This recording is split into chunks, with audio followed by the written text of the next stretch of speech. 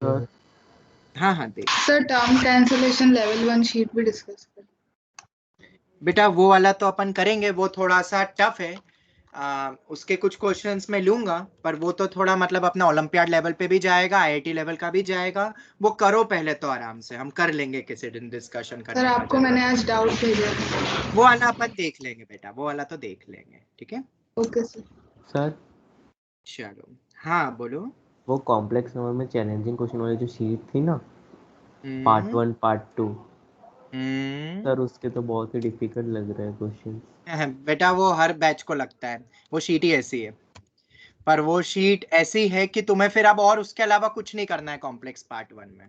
वो ऐसी शीट मैंने बनाई है, तो टफ तो है, नो डाउट टफ है। मैंने तुम्हें पहले ही कहा है वो चैलेंजिंग है, थोड़ा तो लगेगा उसमें टाइम, पर करेंगे, देखते हैं।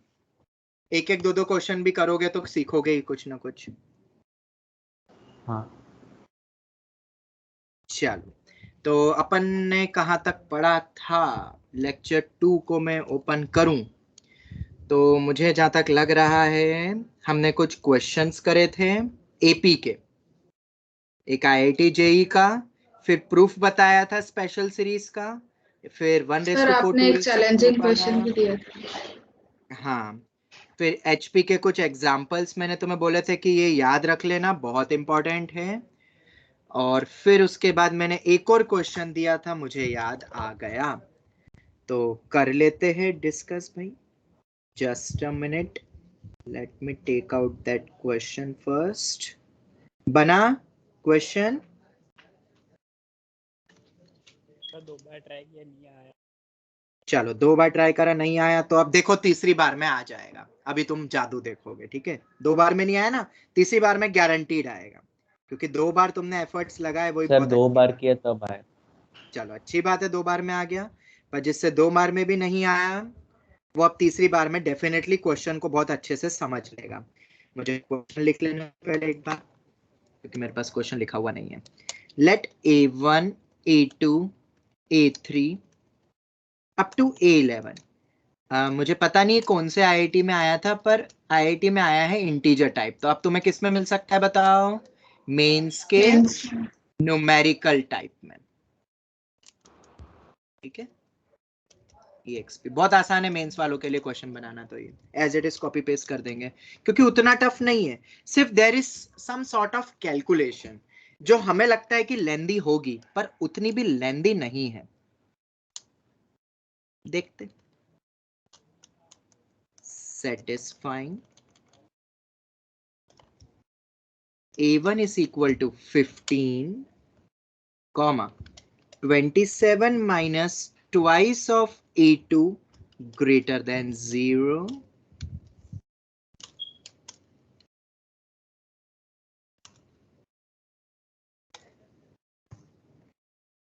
ये तो हो गया, comma AK is equal to twice of AK minus 1 minus AK minus 2. ये हो गया। For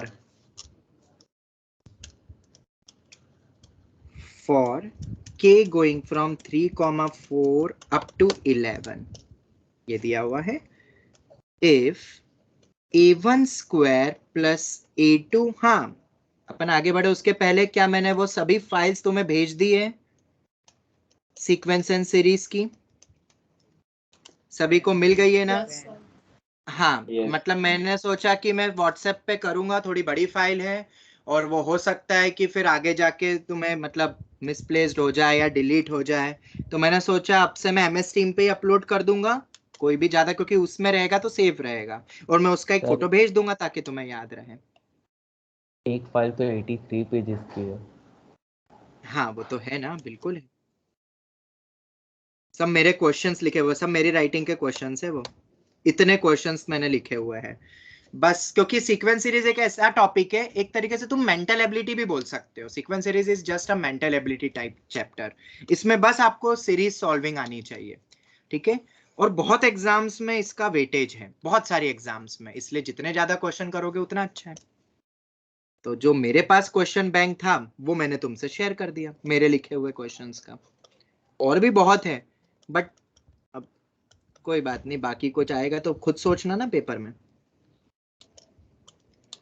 क्या यही क्वेश्चन पूछा गया है तुमसे? जवाब दो। Was this the question? Exact question? ठीक है, बहुत बड़ा सारा है। देखो ऐसे क्वेश्चन आते हैं आईआईटी जेईई में, एकदम डरा देने वाले, एकदम दिमाग एकदम आउट ऑफ द वर्ल्ड चले जाए। पर अगर तुम क्वेश्चन के एक एक एक्सप्रेशन को उठाते जाओगे तो क्वेश्चन डिकोड होता जाएगा। पहला तुम्हें दिया हुआ है A1 15 है, मतलब फर्स्ट टर्म गिवन है, पर फर्स्ट टर्म किसकी? एपी, जीपी, एचपी या कोई भी टर्म सीक्वेंस की क्या? देखो इधर इन्होंने कहीं पे भी एपी लिखा है क्या? ये आईआईटी की स्पेशलिटी होती है। एपी लिखा है कहीं पे? नहीं लिखा है। देखते जाना, अभी ध्यान से समझना। हाँ, दूसरा एक्सप्रेशन क्या है? दूसरे एक्सप्रेशन को सॉल्व करोगे तो A2 के बारे में क्या बोला? लेस देन 27/2, यही बोला होगा ना। लेकिन अरे अरे शांति शांति, जो बोल रहा हूं पहले उस पर ध्यान दो। ये हो गया तीसरा। अब जो तीसरा एक्सप्रेशन दिया ना, वहीं पर ही सब कुछ छिपा हुआ है, और वही चीज तो है बिल्कुल जो क्वेश्चन को ओपन करेगी। और ये बता रहा है तुम्हें कि a of k minus 1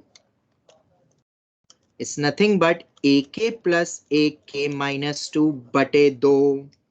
yes और नो? जवाब दो, जल्दी से दो। हाँ, 2b is equal to a plus c या 2b equal to a plus c, ऐसा कर लो। बात एक ही है, यहाँ पे 2 टाइम्स भी कर सकते हो, तुम्हें जो कंफर्टेबल लगे, जो क्लिक हो जाए। मेरे ख्याल से इसका मतलब क्या है कि हाँ, क्या हम बोल सकते हैं कि ये मेरे सभी टर्म्स एपी में होंगे? हाँ सर। इसको या तो तुम ऐसे भी डिकोड कर सकते हो भाई, अगर ऐसे नहीं क्लिक हो तो ऐसा लिख दो इसको, थोड़ा सा रीअरेंज करके वैल्यू पुट कर लो 3 की, वैल्यू रख रख के भी कर सकते हो, वो भी कर सकते हो। या दूसरा तरीका, ak minus 1 minus ak minus 2 is equal to ak minus ak minus 1, क्या ऐसा लिख सकता हूं रीअरेंज करके? मैं तो लिख सकता हूं, तुम लिख सकते हो। तो अगर अब मैं इसमें k को स्टार्ट करता हूं 3 से, तो a2 minus a1 is equal to a3 minus a2, k को रखो 4, तो a3 minus a2 is equal to a4 minus a3। ऐसा कब होता है, किस में होता है? एपी में होता है। कॉमन डिफरेंस है यहाँ पे, जब भी डिफरेंस कॉमन हो, कांस्टेंट हो, उसको एपी कहते हैं। देखो क्वेश्चन में एपी कहीं नहीं था, पर अगर तुमने दिमाग लगाया एनालिटिकली तो हमने एपी क्रैक कर दिया, इसलिए बेसिक डेफिनेशन ऑफ एपी आनी चाहिए। अब आते हैं हम मेरे पास एक एक्सप्रेशन दिया, एपी में कितने अननोन होते हैं बताओ? एपी में नंबर ऑफ अननोन टर्म्स कितने होते हैं in general? First term, common difference और n टर्म्स। फर्स्ट टर्म और कॉमन डिफरेंस 3, 2 वेरिएबल रहते हैं जनरली, ठीक है, इन जनरल 2 होते हैं। डिपेंड कर, मतलब n जितने भी टर्म्स का दिया हुआ है वो तो फिर हो जाएगा, वो तो ऑलरेडी यहाँ पे गिवन भी है, यहाँ पे a1 भी गिवन है, यहाँ पे a1 भी दिया हुआ है, ठीक है। तो कितने नंबर ऑफ अननोन बचे अब मेरे पास? टर्म्स भी कितनी है? n मेरे पास 11 है, तो d ही अननोन है ना? हाँ, तो बस एक अननोन वेरिएबल है, और अननोन वेरिएबल को निकालने के लिए कुछ डेटा दिया हुआ है। हाँ जी दिया हुआ है, ये रहा a2 smaller a1 square plus a2 square blah blah blah blah blah blah blah. Now a1 square plus a2 square plus a3 square a11 square upon 11 is equal to 90। तो अगर ये AP में है तो A1 A2 को कुछ लिख सकते हैं, A1 को तो A1 ही है भाई, पर A2 को क्या लिख सकते हैं? Plus A1 plus A1 plus D। A1 कोई प्लस दिमाग में किसी को आ रहा होगा सर वो A minus D A plus D वाले भी रहते हैं ना, वैसे भी लिख सकते हो। हाँ जी लिख सकते हो, मना ही नहीं है, पर अभी मैं ऐसे लिख दूं। हाँ सेंटर से लेना पड़ेगा, बिल्कुल बिल्कुल, पर उसमें थोड़ा सा दिमाग लगेगा, मैं बोल रहा हूँ उतना भी मत लगाओ दिमाग, मैं हूं ना, सॉल्व कर लेंगे अपन। बोलो A3 को क्या लिखेंगे? a plus 2d। क्या ये सब 10th क्लास में पढ़ा है?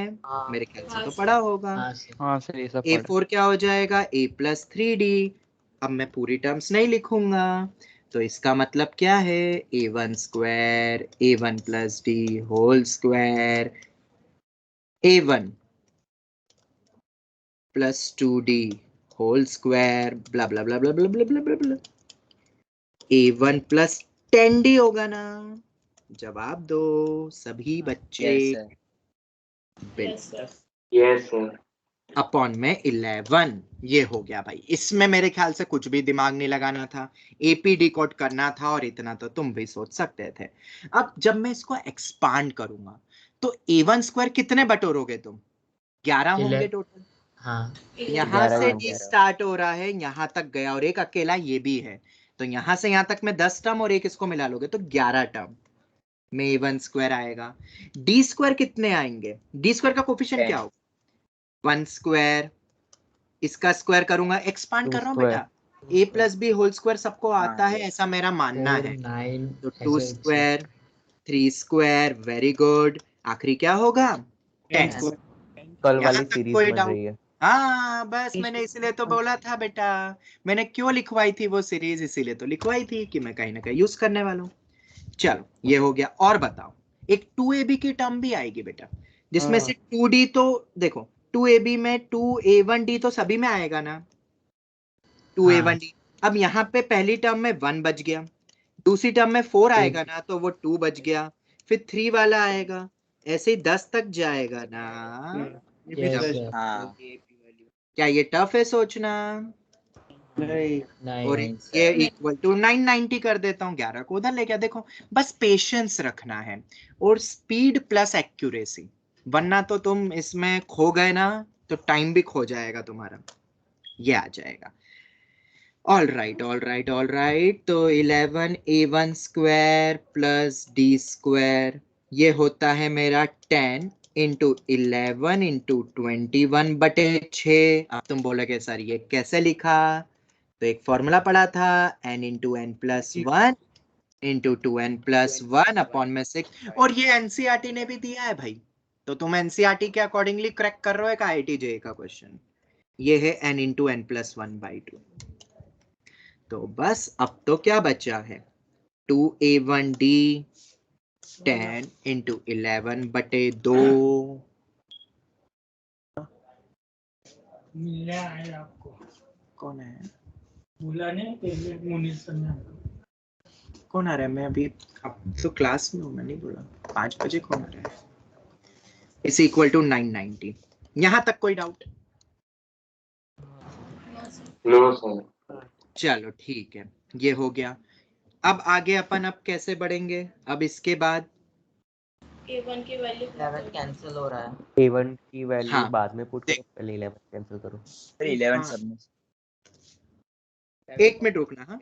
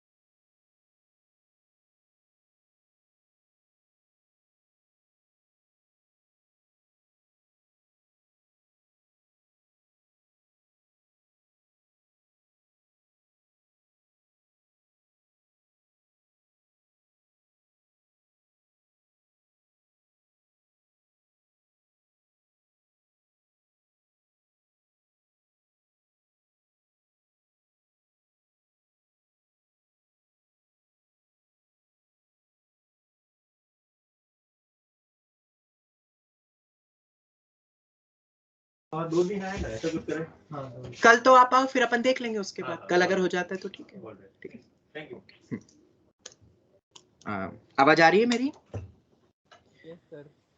ओके, एक्चुअली कुछ अभी कुछ बच्चे आए थे जो हमारे ही मेडिकल के एक्स मेडिकल के स्टूडेंट्स हैं, जो अभी डॉक्टरी कर रहे हैं। गोत्री में है ना हॉस्पिटल, मतलब कॉलेज मेडिकल का। यस सर है। कॉलेज वहीं से आए थे। अभी एक वो सर्वे कर रहे हैं, कल होगा, तुम्हारा भी सबका होगा, जिसमें वो न्यूट्रिशंस के बारे में बताने वाले बहुत सारी चीजें, एंड पता करने वाले हैं कि तुम्हें कितना नॉलेज है, क्योंकि कुछ चीजें एक्स्ट्रा एनसीईआरटी ऐड ऑन करने वाली है अपकमिंग ईयर्स में। चेंज होने वाली है बायो की किताबें एंड ऑल, साइंस की किताबें 10th तक के लेवल पे या 11th 12th में। तो वो पता चलेगा कि तुम्हें कितना आइडिया है, नॉलेज है, और अगर उसमें तुम खरे नहीं उतरते हो। ऐसा सर्वे हो रहा है पूरे गुजरात में नहीं, पूरे इंडिया में। तो वो बहुत कुछ पॉइंट्स ऐसे पिकअप करेंगे जिसको ऐड ऑन करेंगे अब वो एनसीईआरटी, तो उसी से रिलेटेड है। तो कल वो आएंगे ऐसा वो बता रहे हैं। सर लेकिन हम तो मैथ्स हमारा के भी होगा। स्टूडेंट्स हैं ना। हाँ हम अरे तो बेटा नॉर्मल, बेटा मतलब मैथ्स हो, बेसिक बायो हो, न्यूट्रिशन के बारे में। कॉमर्स का हो, वो नॉर्मल जीके। खाने पीने में क्या चाहिए, क्या खाना चाहिए, किसमें कितना, एक नॉर्मल जो एक रहता है ना, जो नॉलेज सब बच्चे को होना चाहिए, वैसी चीज की आज वो रहेगी।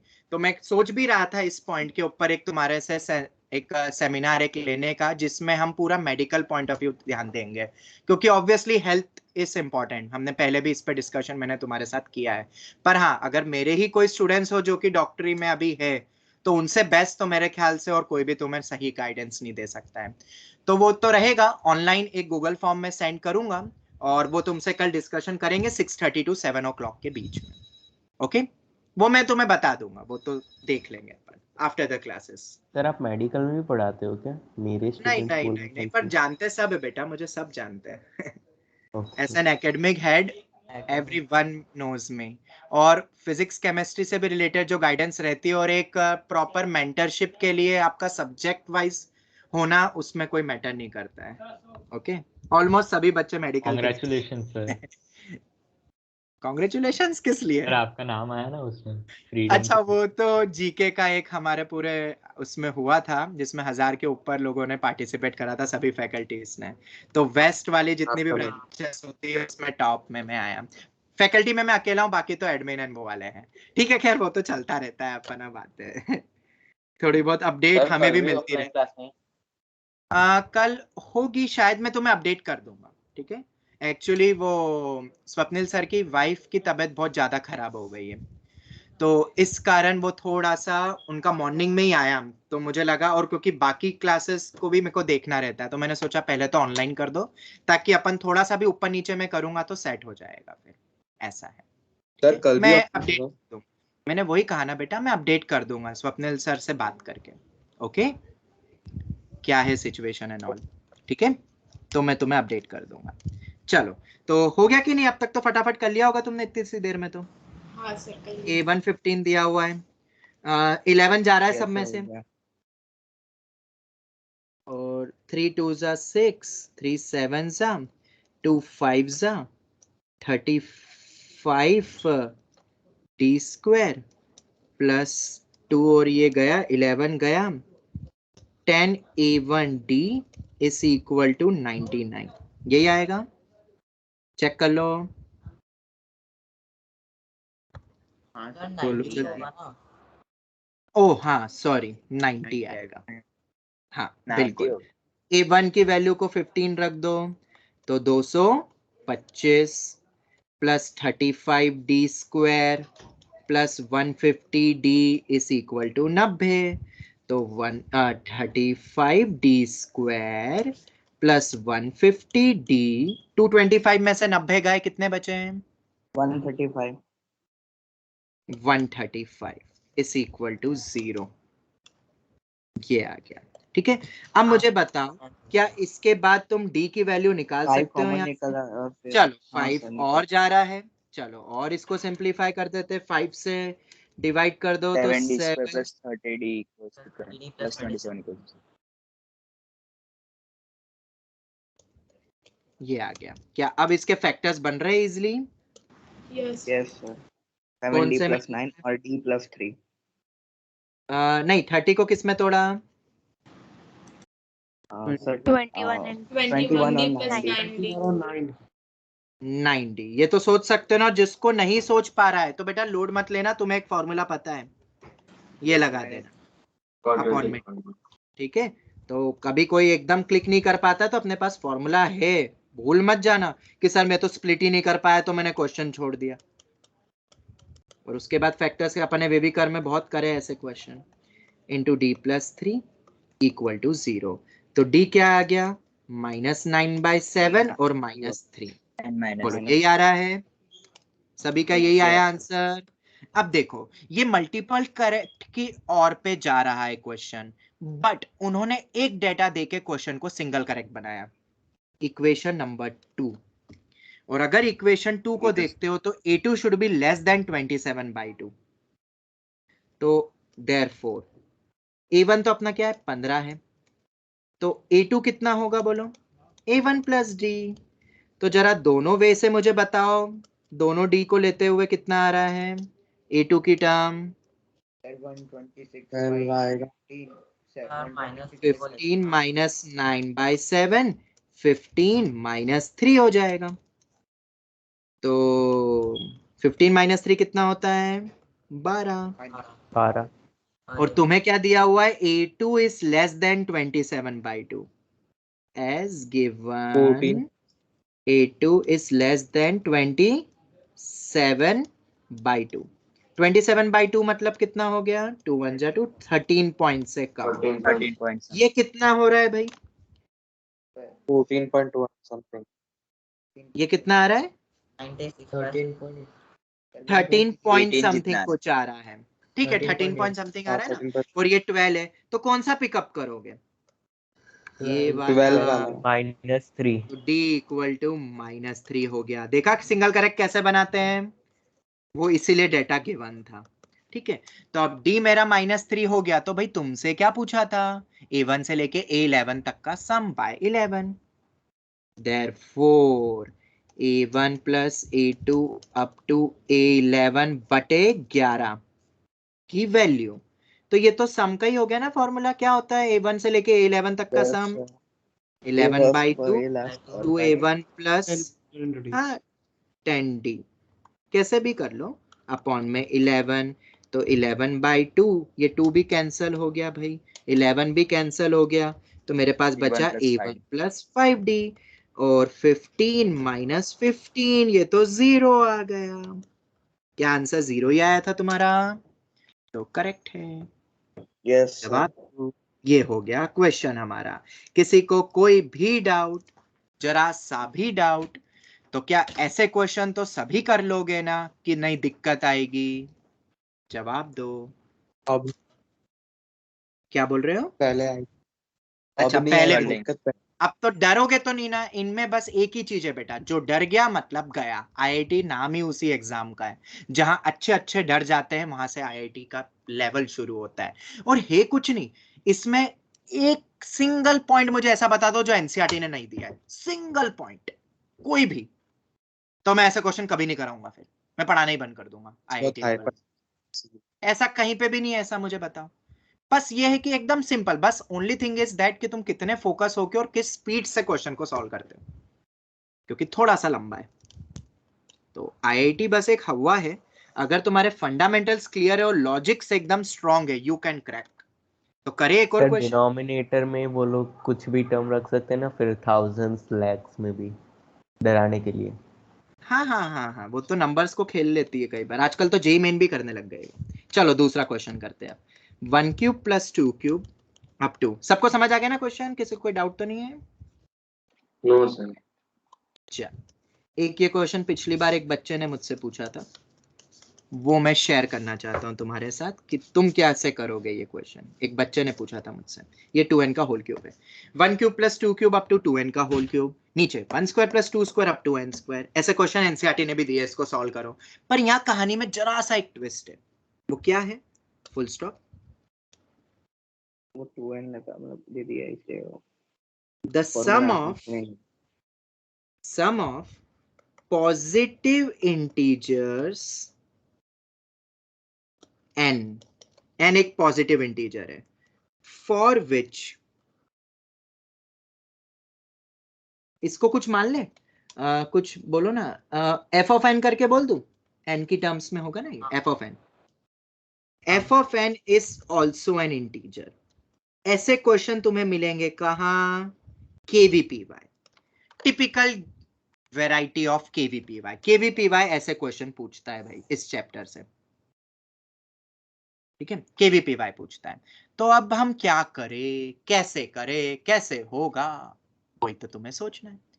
एन के सभी पॉजिटिव सर एक बार इंटीजर्स ट्राई करने वैल्यूज का. दो। हाँ सर. चलो हाँ सर शायद कितना समझ आ टाइम गया. दूं? सर 5 मिनट में हो जाएगा. ट्राई कर. जाएगा. मैं तुम्हें टाइम दूंगा 3 minute. Your time starts now.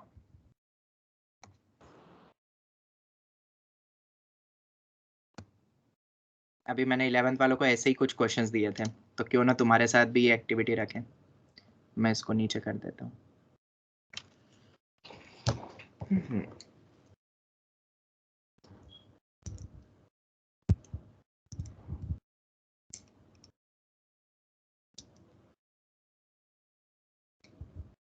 Sir 3 values आएगी एन की.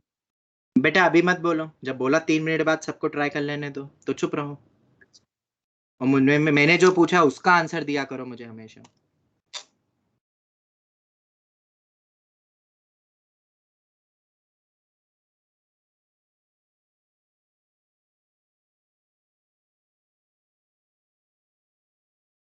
सर हम्म सर आंसर चैट में लिखना है. बस कहीं नहीं लिखना है, अपनी नोटबुक में लिखना है. सर आपको व्हाट्सएप पर भी. ठीक है ठीक है.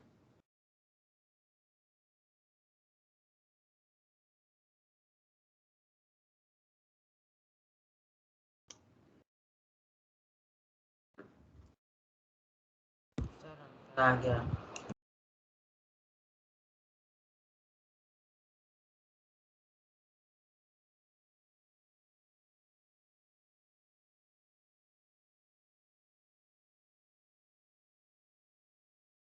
बहुत सारों के आंसर आ गए हैं और 8 आ रहा है शायद. यस सर पीआरएमओ के क्लास के टाइम पे जो लॉजिक करा था उससे. हाँ कहीं ना कहीं तो लॉजिक खैर बताया ही होगा मैंने.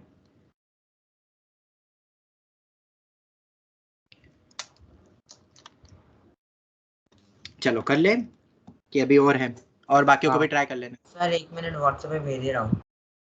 अरे हाँ हाँ भेज दो, नहीं भेजोगे तो भी चलेगा, मैं नहीं देखने वाला हूँ. तुम बस करके रख लो.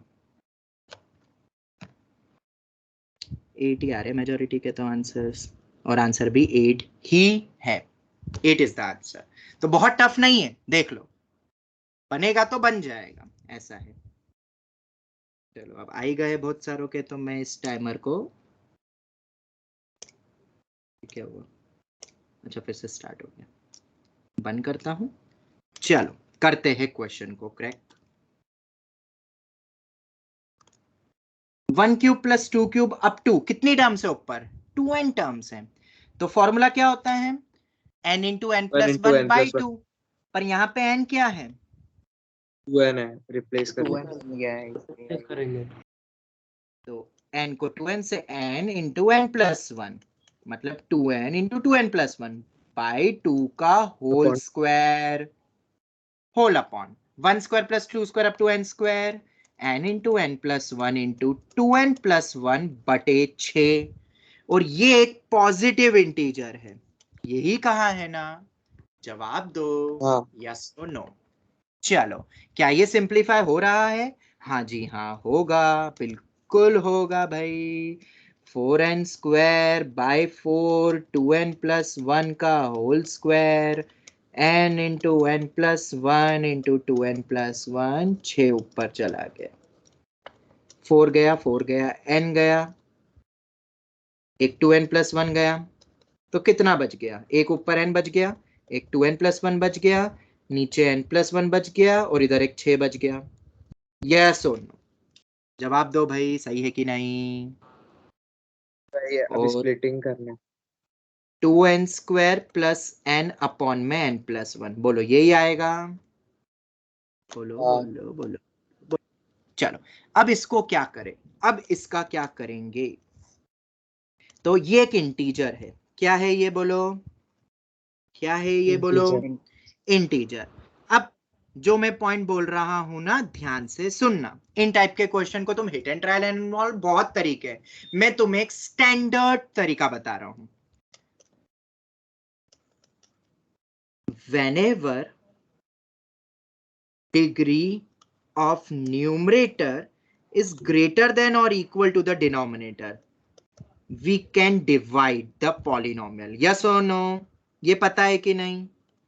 हाँ सर। जब भी ऐसा दे तुम्हें px अपॉन में qx, और अगर px की डिग्री बराबर या बड़ी है qx से, तो हम इसको डिवाइड कर सकते हैं।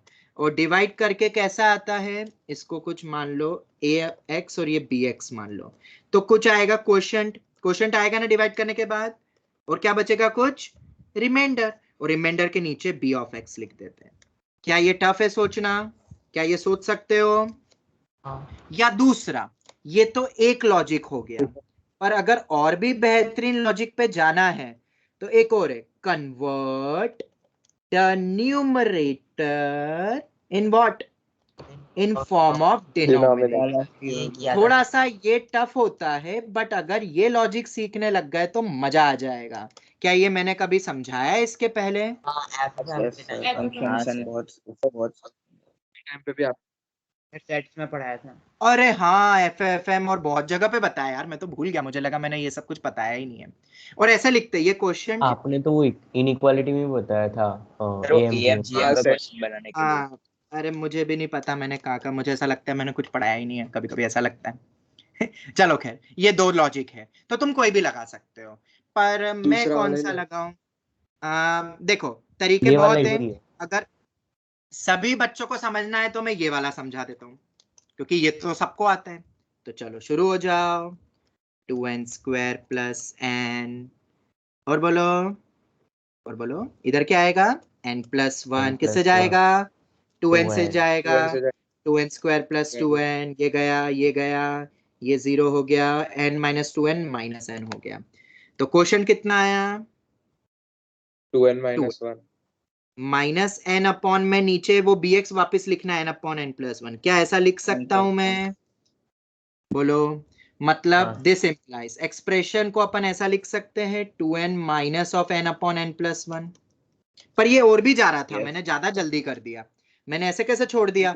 डिग्री तो क्या होती है रिमाइंडर की, बताओ? लेस देन होती है हमेशा, जिससे डिवाइड करते हो उससे लेस होती है, तो n से तो कम ही आनी थी डिग्री, मैंने यहाँ पे थोड़ा जल्दी कर दिया। माइनस n माइनस 1, ये प्लस, तो 1 बचा। यस और नो? तो क्वोशंट आया 2n माइनस 1, रिमाइंडर आया 1, नीचे लिखेंगे n प्लस 1। अब तुम थोड़ा सा दिमाग लगाओ, क्रॉस मल्टीप्लाई करो, एलसीएम करो, तो तुम्हें जादू दिखेगा, तुम्हें यही एक्सप्रेशन वापस मिलेगा। समझ आया कि नहीं? बोल दो, बोल दो। और ये लॉजिकली तोड़ सकते थे, लॉजिकली भी तोड़ सकते थे इस टेक्निक को n square plus n square में तोड़ दिया। बिल्कुल, और भी तरीके हैं। ये सबको समझ आ गया मेरे ख्याल से? डिवाइड वाली टेक्निक में तो किसी को कोई दिक्कत नहीं होगी। आगे फिर कभी मैं ये वाली मेथड से बता दूंगा, अभी नहीं, अभी ये वाले से एकदम इजी टेक्निक से समझा।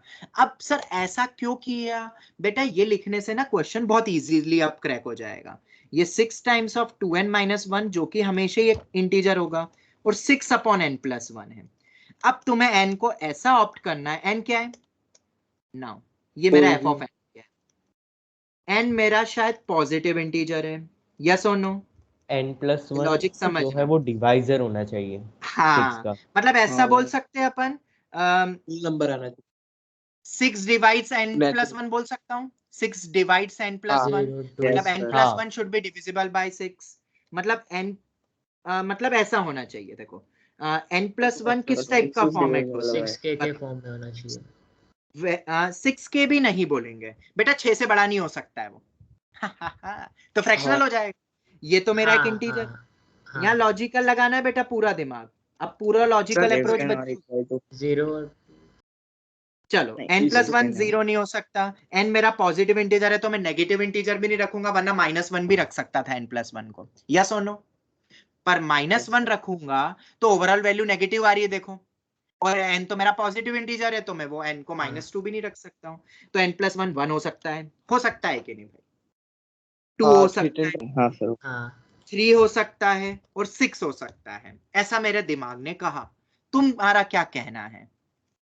पर अब मैं 3 फर्स्ट को सॉल्व करता हूँ, तो 3 दिस नहीं होगा और 6 इम्प्लाइज भी नहीं होगा।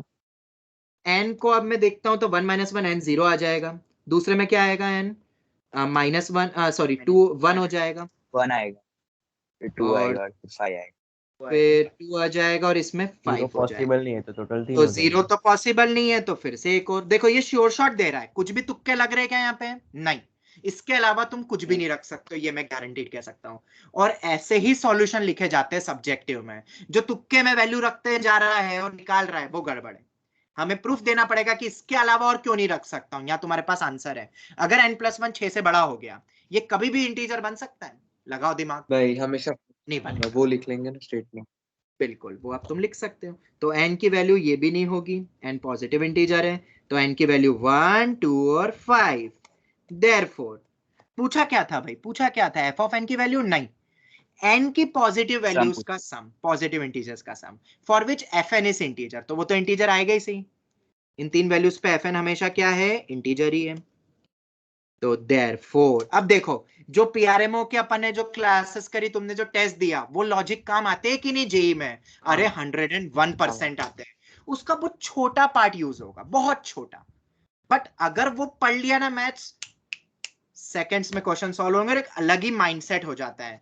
इसीलिए जिसको मैथ्स को स्ट्रॉन्ग करना है लॉजिकली, ठीक है, वेराइटीज को देख के, मेरे क्वेश्चंस का रीडू करके, वो तो है, वो स्ट्रॉन्ग करेगा तुम्हारी कमांड को। पर जिसको लॉजिक्स डेवलप करना है, उसके लिए ओलंपियाड का मैथ्स इंपॉर्टेंट होता है।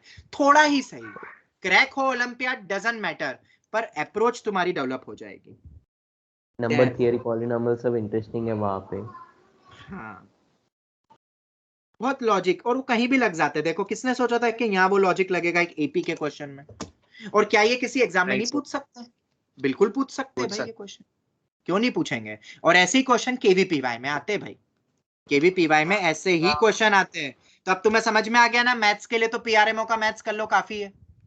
बिल्कुल का ही हो गया था, सर ये 6 था ना, वो रह गया, तो उससे चल आंसर कोई नहीं। सबको समझ आया कि नहीं? याद रखोगे ये सर एक क्वेश्चन? बार आप ब्रीफ में एक्सप्लेन कर दोगे, मैं डिस्कनेक्टेड चलो बिल्कुल देख लेते हैं बेटा, कोई दिक्कत नहीं है। सबसे पहले मैंने फॉर्मूले लगाए बेटा, जो अपन ने पढ़ चुके थे। ओके सर, हो गया हो गया हो गया। ये फॉर्मूला लगाया, एफ ऑफ एन पूरा हाँ सिंप्लीफाई सर, हो करा। जाएगा। हाँ ओके। इसके बाद अपन एन की वैल्यू रैंडम रखते, 1 2 3। तो ऐसे भाई 5 के बाद नहीं रख सकता हूँ क्या एन रख के? सर वो नहीं आ रहा था, नहीं, उसका लॉजिक देना है कि क्यों नहीं आएगा। इसीलिए ये 2 टेक्निक आती है। उसके बाद जब भी degree of numerator greater than और इक्वल टू डिनोमिनेटर होता है, सर आप ये लॉजिक वाला बस रिपीट कर दो ना एक बार। बस ये लिखा हुआ है बेटा, जब भी degree of numerator, polynomial upon polynomial को बोलते हैं अपन रैशनल फंक्शन, जब भी degree of polynomial is greater than और इक्वल टू द डिनोमिनेटर, हम डिवाइड करके उसको अलग अलग कर सकते हैं, तभी कर सकते हैं, वरना तो नहीं। तो अब कैसे करेंगे अलग अलग? और अलग करने का बेनिफिट क्या है वो बाद में देखेंगे। एक तरीका है डिवाइड कर दो भाई, लॉन्ग डिवीजन लगा दो। और कैसे लिखोगे? क्वेश्चन प्लस रिमाइंडर अपॉन में जो डिनोमिनेटर में था, ये आ गया। अब तुम थोड़ा सा दिमाग लगाना, ये वाली टर्म और ये टर्म एक ही है पर जादू है ना कि वो दिखने में अलग अलग लग रही है। हाँ ये लॉजिक भी लगा सकते हो, इस लॉजिक को अपन आगे यूज करेंगे। मैं एक क्वेश्चन देता हूं आज तुम्हें इसी टाइप का, एक और मुझे याद दिलाना एंड में। ओके ऑल राइट, तो ये आ गया अपने पास। अब क्या करोगे? 6 मल्टीप्लाई कर दो भाई, 6 भी है, 6 मत भूल जाना।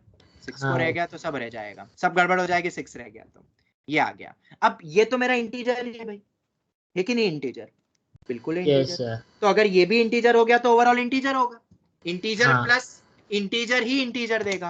और पॉजिटिव इंटीजर बोला है, ये भी याद रखना भाई, ये मत भूल जाना। कहाँ गया? नहीं, ऐसा नहीं दिया है ना, शायद नहीं दिया है, पर n पॉजिटिव इंटीजर है ऐसा कहा है। fn तो मेरा नेगेटिव इंटीजर भी हो सकता था। तो n पॉजिटिव इंटीजर में मेरे पास ऑप्शन यही है। अगर ये पॉजिटिव नहीं देते ना, तो पता है क्या क्या वैल्यूज हो सकती थी? अगर ये पॉजिटिव नहीं देते तो पता है, n+1 की वैल्यू -6 -5 -2 -1 सर -1 कैसे? कंसीडर करें वो सब 1 2 3 6। नॉर्मल इंटीजर बोल रहा हूं मैं बेटा, इंटीजर बोल रहा हूं मैं। n+1 को -1 नहीं रख सकते हैं? नहीं सर, हाँ। -0 नहीं हो जाएगा नहीं डिनोमिनेटर में? बेटा n+1 को -1 रख रहा हाँ है वो तो यार। तो रख ही सकते हैं ना। अच्छा n हाँ को वो -1 ऐसा नहीं ओके। रख आई थॉट n को। कोई बात हाँ n का वो नहीं, ये वाले नंबर्स हो जाते, समझ आ रहा है? पीआरएमओ में ऐसा पूछ सकते थे वो, फिर उसके करस्पॉन्डिंगली n निकालो और वो n की वैल्यूज को रख के देख लो। इसके अलावा कोई भी n जा सकता था क्या? नहीं, फ्रैक्शन। ठीक है, वो फ्रैक्शनल। वेरी गुड, बस यही सोचना है। जो ये सोचने लग गया मजा आ जाएगा उसको। तो पीआरएमओ में हर साल एक क्वेश्चन इस टाइप का आता है, लॉजिकल, और आईआईटी में भी। आगे बढ़े, अब हो तैयार नेक्स्ट क्वेश्चन करने के लिए? यस क्या बोल रहे हो बेटा, वापस बोलो। आईआईटी के मैथ्स का लेवल पीआरएमओ से ज्यादा होता है? नहीं बेटा, आईआईटी का मैथ्स का लेवल लॉजिकल वाइज पीआरएमओ से कम होता है। मतलब कभी कभार मैच भी कर जाता है, मतलब ऐसा है। चलो नेक्स्ट क्वेश्चन, जो कि बहुत इजी है। नहीं होती ना तो सिली मिस्टेक्स की वजह से माइनस नहीं होते। हाँ, आईआईटी का तो पेपर पैटर्न जबरदस्त होता है भाई। हाँ वही सर तो वही खेल। Exam simple. टेक्नोथैलॉन और आईआईटी दोनों का पेपर पैटर्न एकदम डिफरेंट होता है। अगर नेगेटिव मार्किंग हटा देना तो कभी भी एक आईआईटीएन एक्चुअल नहीं मिल पाएगा। बीच में हटी थी तो बच्चे तुक्के में भी निकाल लिया था लोगों ने, बहुत लाए थे मार्क्स लोग। वो बहुत जरूरी है। कॉन्फिडेंस होना, एक होता है कॉन्फिडेंस होके टिक करना, और एक होता है कॉन्फिडेंस के साथ साथ सही लॉजिक लगा के करेक्ट आंसर लाना। आईआईटी को वो चाहिए। सर कौन से ईयर में हटाई थी, आपको याद है? हाँ, मतलब ये मेरे 10 साल के करियर में ही बीच में हुआ था, आज से 4 साल पहले। और 8-8 मार्क के इंटीजर टाइप आए थे, और 0 से लेके 10 के बीच में बच्चों ने बहुत तुक्के लगाए, उसमें नेगेटिव मार्किंग नहीं थी। मतलब 20-30 मार्क बच्चों को 40 मार्क ऐसे ही मिल गए दान में। और वो किसी ने 5 लगा दिया, किसी ने। बिल्कुल नहीं होगा ऐसा, बंद हो गया है। और अब अगर आता भी है ना तो 0-0 से लेके इनफाइनाइट न्यूमेरिकल टाइप में नो नेगेटिव मार्किंग देते हैं। लगाते रहो। चल हाँ सर, इस बार भी इंटीजर टाइप था ना तो फिर मतलब 1-2 तुक्के राइट हो गए थे। 0 to 9 में था ना हमारा भी टर्म हाँ, टेस्ट में। तो उसमें फिर राइट हो गए थे एकदम। हाँ, वही तो मैं बोल रहा हूँ। चलो आगे बढ़ते हैं। अब जेई मेन का पीवाईक्यू है, ये पीवाईक्यू में पूछा था।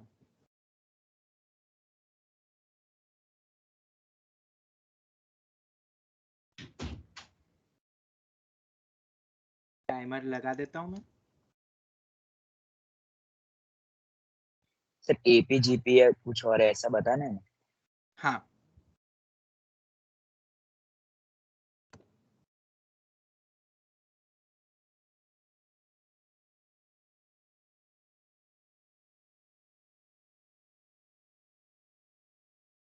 XYZ किस में होंगे अगर बड़ा सा एक्सप्रेशन ट्रू है तो?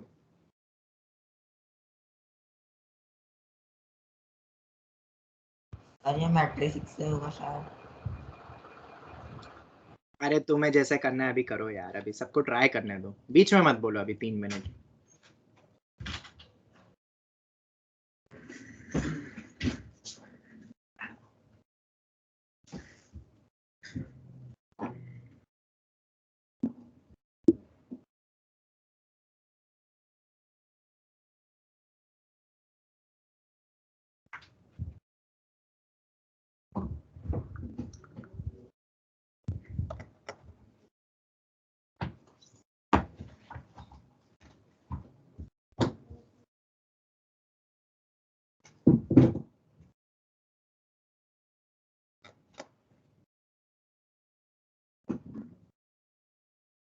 इस क्वेश्चन से तो तुम्हें समझ में आएगा कि पीआरएमओ का मैथ्स क्यों जरूरी है। मैं आज तुम्हें वही बता रहा हूँ। इसको तो मैंने बोला सीक्वेंस सीरीज विशाल टॉपिक है बहुत, और तुम्हें प्रैक्टिस ज्यादा करनी है।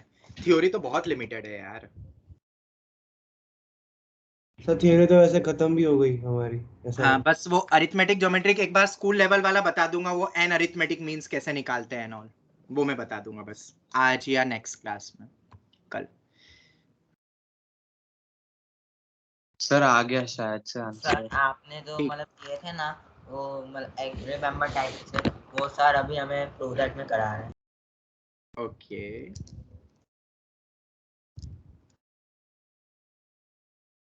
ये फ्लक्चुएट क्यों कर रहा है? सर व्हाट्सएप पर भेजा। सर एक ही मिनट होने वाला है। ये पिकाचू किसने बनाया था यार? ये समझ नहीं आया, ये पिकाचू ये अच्छा उसका चेहरा है, ओके मेरे को लगा ये पिकाचू किसने बनाया हुआ है यहाँ पे, समझ नहीं आया मुझे। सर आपको पता है क्या? अरे मैं माना कि मैं 90s का किड्स हूँ, पर 90s के किड्स में भी बड़े होते होते पिकाचू आ चुका था पोकेमोन हमारे बहुत में- चला था, पोकेमोन बहुत चला था। और ऐसा चला था, मुझे याद है 2-3 साल पहले यहाँ जो बच्चे आते थे, 4 साल 5 साल पहले की बात है, तो एक बच्चे का एक्सीडेंट हो गया था, पता है? बच्चे का एक्सीडेंट हो गया। मैंने पूछा क्यों? सर मैं पोकेमोन ढूंढ रहा था। मैंने बोला है बाप रे, पोकेमोन ढूंढते ढूंढते फ्रैक्चर कर दिया तुमने। मैं भाई समझ ही नहीं पाया सर हम लोग भी बचपन कहाँ में तो जनरेशन बहुत डिस्कस करते थे। चलो कोई नहीं, अब तो वो सब बंद हो टाइम गया। सब बोलो। चलो टाइम हो गया है, कर लेते हैं डिस्कस। अब से मैं टाइम लिमिट में ही रखूंगा, सही वे पता चलेगा तुम्हें कि तुम्हें कितना सोच पाते हो तुम 3 मिनट में। X square plus 5y square, अब देखो इसमें होल स्क्वायर लॉजिक लग रहे हैं, कंप्लीटिंग होल स्क्वायर। कौन सा लॉजिक? Completing whole square. लगा है। पर अब दिक्कत क्या है यहाँ पे, होल स्क्वायर वाली टर्म जो कि तुम्हें क्लिक करवा रही है वो ये टर्म है, 3 terms 2ab 2bc 2ca type का दिख रहा है, और 3 टर्म्स में मतलब x कितने चाहिए बताओ? x कितने हैं? एक ही x तो एक ही है, पर y कितने टोटल? 2। z कितने टोटल? 2। और w कितना है? 1। तो अगर 2y मुझे चाहिए 2 में, तो y को तोड़ना नहीं पड़ेगा क्या? क्या z को तोड़ना नहीं पड़ेगा? बिल्कुल तोड़ना पड़ेगा। तो बस यही तो लॉजिक था, क्लिक हुआ कंप्लीटिंग होल यही तो करना था। कितनों में तोड़ना है, बहुत टफ नहीं था, और इसको तो किसी में भी नहीं तोड़ना है क्योंकि एक ही चाहिए। बस इतना अगर तुम सोच लेते हो तो अब तो क्वेश्चन में कुछ नहीं बचा भाई, अब तो बस सेकेंड्स का जवाब है a square plus b square minus 2ab। टन टना। चलो दूसरा, y square plus 2z square minus 4yz। टना, ये भी हो गया। वाई स्क्वायर, वाई स्क्वायर तो हो गया ना सर, कितने लाऊंगा? z स्क्वायर प्लस 2w का होल स्क्वायर माइनस 4zw। सबको दिखाई दे गया कि फिर से लिखूं ये टर्म? Yes sir. हाँ सर। x माइनस 2y का whole square plus y minus 2z का whole square plus z minus 2w का whole square is equal to 0। 3 whole square का सम 0। अरे बेटा ऐसा कब हो सकता है? 3 टर्म्स का स्क्वायर का सम 0। तीनों 0 होंगे तभी 0 होगा भाई, क्योंकि ये इमेजिनरी नहीं है, रियल नंबर्स है, पहले ही मैं बता दूं, वरना बोलोगे सर इमेजिनरी में तो पॉसिबल है। हाँ बट अपन रियल नंबर्स की बात कर रहे हैं, तो ये भी टर्म 0 होगा, ये भी 0 होगा, ये भी 0 होगा।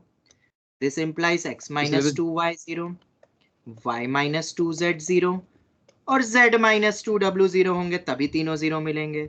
इसका मतलब x, या मैं बोलूं y बाय x कितना आ रहा है पहले टर्म को देख के? y बाय x होगा 1/2। दूसरे में बताओ z बाय y बताओ 1/2 और w बाय z बताओ 1/2। तो इसका मतलब हो गया y by x is equal to z by y is equal to w by z। तो ऐसा तो मेरे ख्याल से होता है GP, it happens only in GP, मतलब x y z w are in GP. बोलो यस और नो? यस नो बिल्कुल, क्योंकि तुम्हें पता होगा सेकंड अपॉन फर्स्ट फिक्स होता है कि नहीं? और ऑर्डर भी ध्यान से रखना, ऑर्डर इंपॉर्टेंट है। तुम्हें क्या बोला था? एक्स वाई जेड पूछा था, W भी ले लोगे तो भी चलेगा, लेना है W तो यहाँ W भी ले लो। क्या हो गया answer? GP GP. Sir exact किया था। सर ओके पहले एपी लगा था, स्क्वायर आ गया था, लेकिन फिर सॉल्व करने पर जीपी आया। चलो आगे बढ़े अब। हो एक तैयार? मिनट क्वेश्चन देखो। ये लो,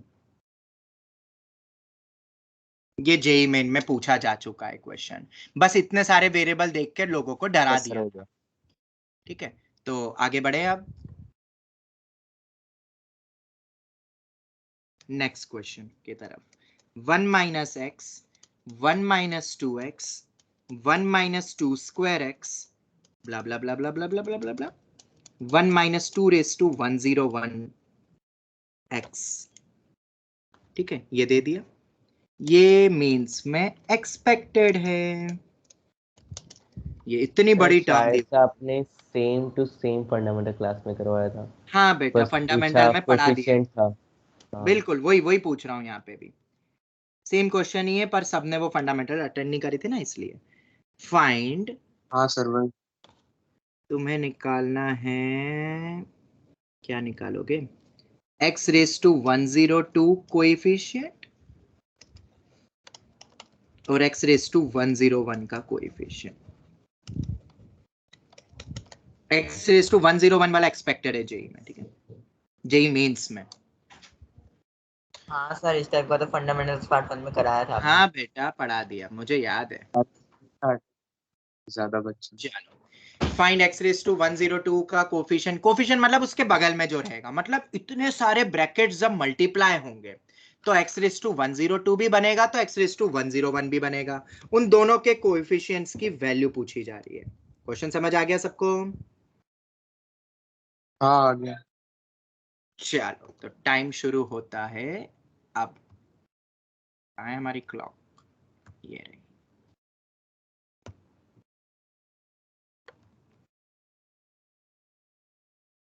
सर थोड़ा और टाइम दो ना। 9,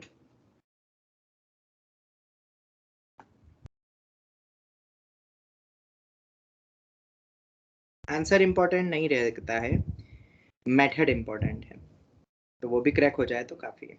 सर 102 का तो हो गया। Okay,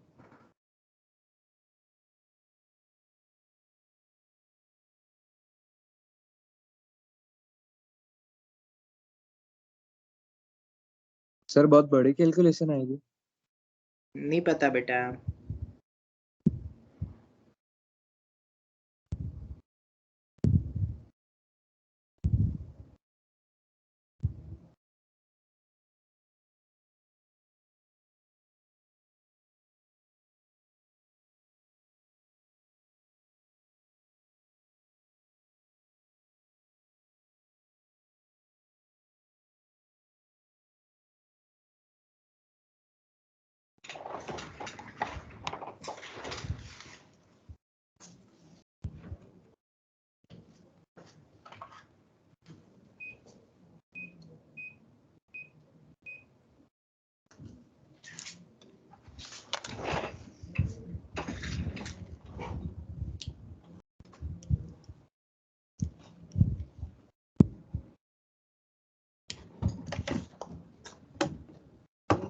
done.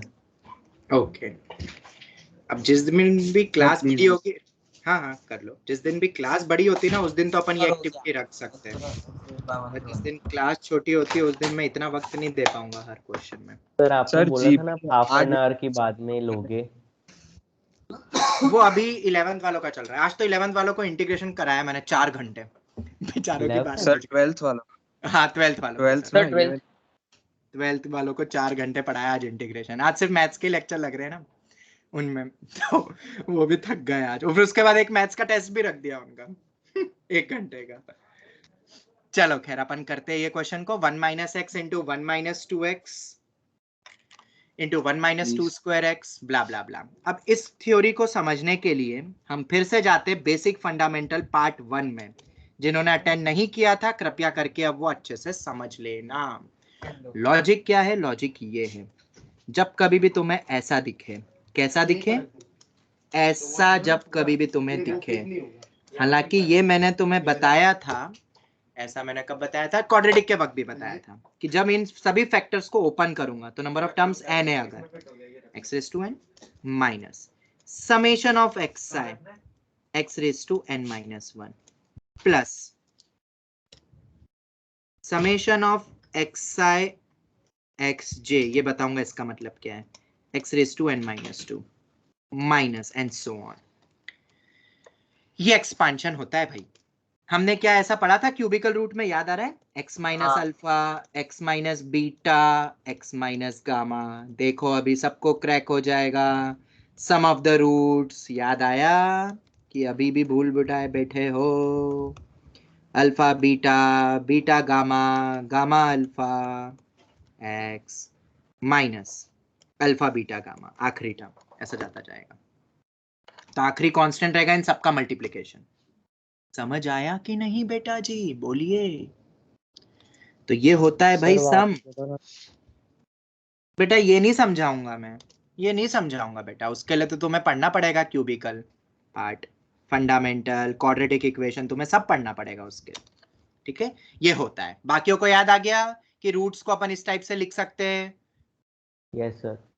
ठीक है, सम ऑफ द रूट्स बोलते हैं इसको taking two at a time बोलते हैं, इसको अपन प्रोडक्ट ऑफ द रूट्स बोलते हैं। तो taking two at a time का सम ही ये होता है, सम ऑफ द रूट्स ये होता है। पढ़ा था नहीं कि पढ़ा था अपन ने? क्वाड्रेटिक के फर्स्ट लेक्चर में पढ़ा था ये अपन ने। अब वही टेक्निक यहाँ पे लगाना है, पर यहाँ 1 माइनस है तो बेटा ज्यादा लोड मत लो। पहले वाले को मैंने 1 माइनस एक्स की जगह x माइनस 1 लिख दिया, दूसरे को मैंने 2x माइनस 1 कर दिया। अरे सर ये क्या कर रहे हो, सब उल्टा लिख रहे हो? हाँ जी हाँ लिख रहा हूँ। तो सर सब में से आपने इसका मतलब माइनस साइन बाहर कर दी? हाँ जी बाहर कर दी। तो ऐसे कितने माइनस साइन होंगे बाहर? तो जरा गिनते हैं। ये 2⁻1 है और ये 2⁻101 है। तो वेरी गुड, टोटल 102 टर्म्स है यहाँ पे प्रोडक्ट में। 102 terms in product, not in addition. ये समझ आता है कि नहीं? कैसे क्रैक करा बेटा? सेकंड टर्म से देखो, 2 की पावर 1 है, 2 की पावर 2 है, 2 की पावर 101 है, तो 101 तो यही हो गए। और सर भाई ये भी तो है स्टार्टिंग की टर्म, तो 102 टर्म हो गई। और 102 टर्म को पलटोगे तो minus minus minus minus minus minus क्या हो जाएंगे? प्लस हो जाएगा। प्लस हो जाएगा। मेरे ख्याल से बहुत बड़ा लॉजिक तो था नहीं है। अब सर आपने ये जो फॉर्मूला बताया उसमें x के कोफिशिएंट तो 1 है। अरे तो बेटा क्यों लोड लेते हो? एक और जादू देखो, एक और मैजिक देखो। सब में से जबरदस्ती बाहर निकालो भाई, जबरदस्ती करो फिर से। तो सब में से अगर तुम जबरदस्ती बाहर निकालते हो सभी 2, तो कितने 2 बाहर आ जाएंगे? बोलो कितने 2 बाहर आएंगे? बोलो 2, 2 स्क्वायर, 2⁻101। प्रोडक्ट में आएंगे ना सब, प्रोडक्ट में टर्म्स है। तो बेस सेम तो बेटा पावर एड अप होती है, ये भी पढ़ा था क्या बचपन में? पढ़ा था बचपन में? Very good. वो क्यों पढ़ा था बचपन में? पढ़ा था आज के दिन के लिए। आज के लिए अपन ने पढ़ा था बचपन में। ये आ गया। क्या अब तुम्हें मिलता जुलता फॉर्म दिख रहा है कि अभी भी नहीं दिख रहा है? अभी भी तुम्हारी आंखों पे कुछ धुआं सा छाया हुआ है कि अब समझ आ रहा है हम क्यों कर रहे हैं ऐसा, और क्यों मैंने वहां पे ऊपर एक लॉजिक बताया? मेरे ख्याल से अब तो तुम्हें सभी को समझ आ गया होगा। ये आ गया, ये मैंने इतना डिकोड तो कर लिया भाई, और बहुत विद इन सेकेंड्स कर सकते थे। ये तो बस समझाया कैसे। ये लॉजिक याद रखना, अपन ऐसे वाले को डायरेक्ट एक्सपांड कर सकते हैं। ये रूट्स वाला पार्ट है और कुछ नहीं। तो इसको अपन ने घुमा के ऐसा लिखा, फिर सब बाहर निकाल दिया, ये फॉर्म बन गया। अब आराम से एकदम कूल माइंड से क्वेश्चन को क्रैक करना है। जब ये पूरे एक्सप्रेशन मल्टीप्लाई होंगे आराम से, हाँ, तो सबसे बड़ी टर्म होगी x⁻102। एग्रीड और नॉट? वो तो पहले से ही पता चल गया। एग्रीड। टोटल 102 टर्म्स है, वो तो पहले ही दिख रहा था। यहाँ से भी देख सकते हो, ये 1/2 फिर 1/2 स्क्वायर, आखिरी में 1 बाई ये 101 और ये x, टोटल हो गए 102। फिर क्या आता है? n मेरा 102 है। Here n is equal to 102। ठीक है, चलो बाकी फिर क्या आएगा? माइनस, ये बाहर ही चल रहा है बेटा। ठीक है, कितना हो गया ये? 101 इंटू 51। ओके, तुम कर लेना मल्टीप्लाई। चलो उसके बाद क्या आएगा? Minus x⁻101 times of sum of roots. क्या है बेटा सम ऑफ रूट्स? यहाँ पे जरा बताओ तो। 1, 1/2, 1 by, O sorry x1 x2 क्या है यहाँ पे? ये फॉर्मूले में देखो ना, सब का सम आता है ना, जैसे यहाँ पर है माइनस के बाद। और क्या है 1/2 स्क्वायर अप टू आखिरी बोलो 1/2 raise to 101 plus x raise to 100 taking 2 at a time blah blah blah minus and so on. ऐसा ही जाएगा ना, जवाब दो। ये आ गया। हमें क्या निकालना है?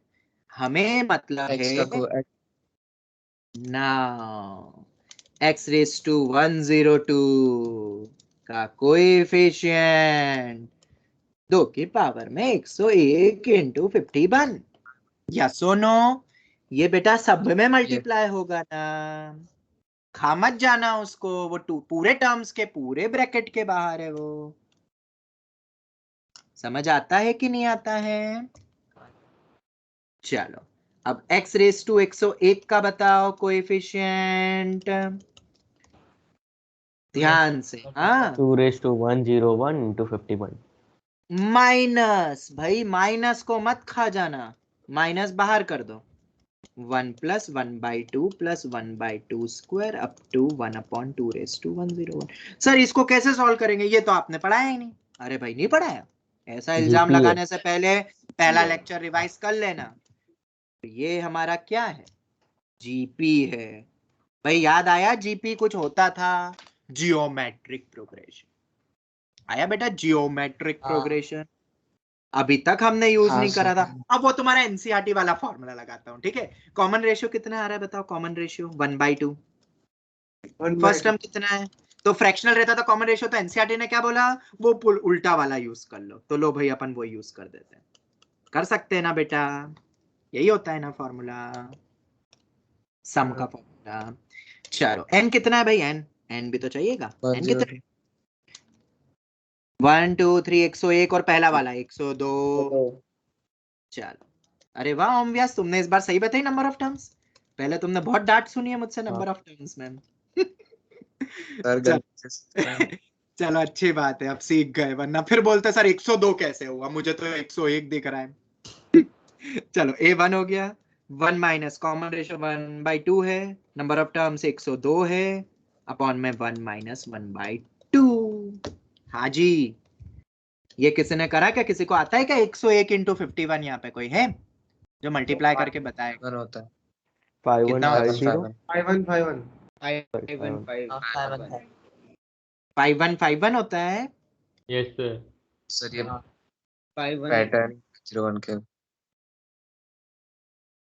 यहाँ गलती मत करना बेटा, डिनोमिनेटर मत खा जाना। यहाँ तक आने के बाद बच्चों को ना भूख लगने लग जाती, पता है? भयंकर भूख लगती है, और ऐसी भूख लगती है कि वो 2 पूरे खा जाते हैं। ये बच्चों ने गलतियां करी है, डिनोमिनेटर उड़ा ही देते हैं, क्योंकि क्या आदत होती है ना, डिनोमिनेटर सेम ही आता है तो फटफट कैंसिल कर दो। तो बेटा बस ये गलती मत कर देना जीपी में। भूख लग रही है तो खाना खाओ। नंबर खाओगे क्या? नंबर खाओगे क्या? नहीं बिल्कुल नहीं। No sir. ठीक है, बस ये पॉइंट याद रख लोगे तो एनसीईआरटी का एक भी क्वेश्चन गलत नहीं होगा। टीचर मार्क्स वरना खा जाएगा। हाँ वो मार्क्स खा जाएगा टीचर। तुम्हें भूख लगती है तो फिर टीचर को भी भूख लगती है। ठीक है, कितने हो गए भाई? ये बहुत सारे 2 दिख रहे हैं मुझे।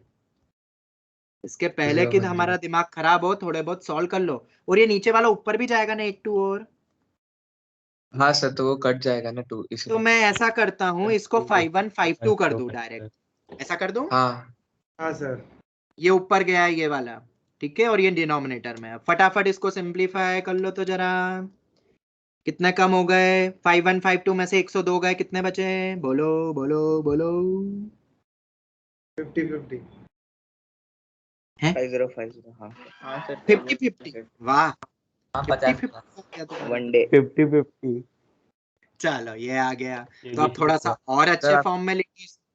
क्या हो गया बेटा?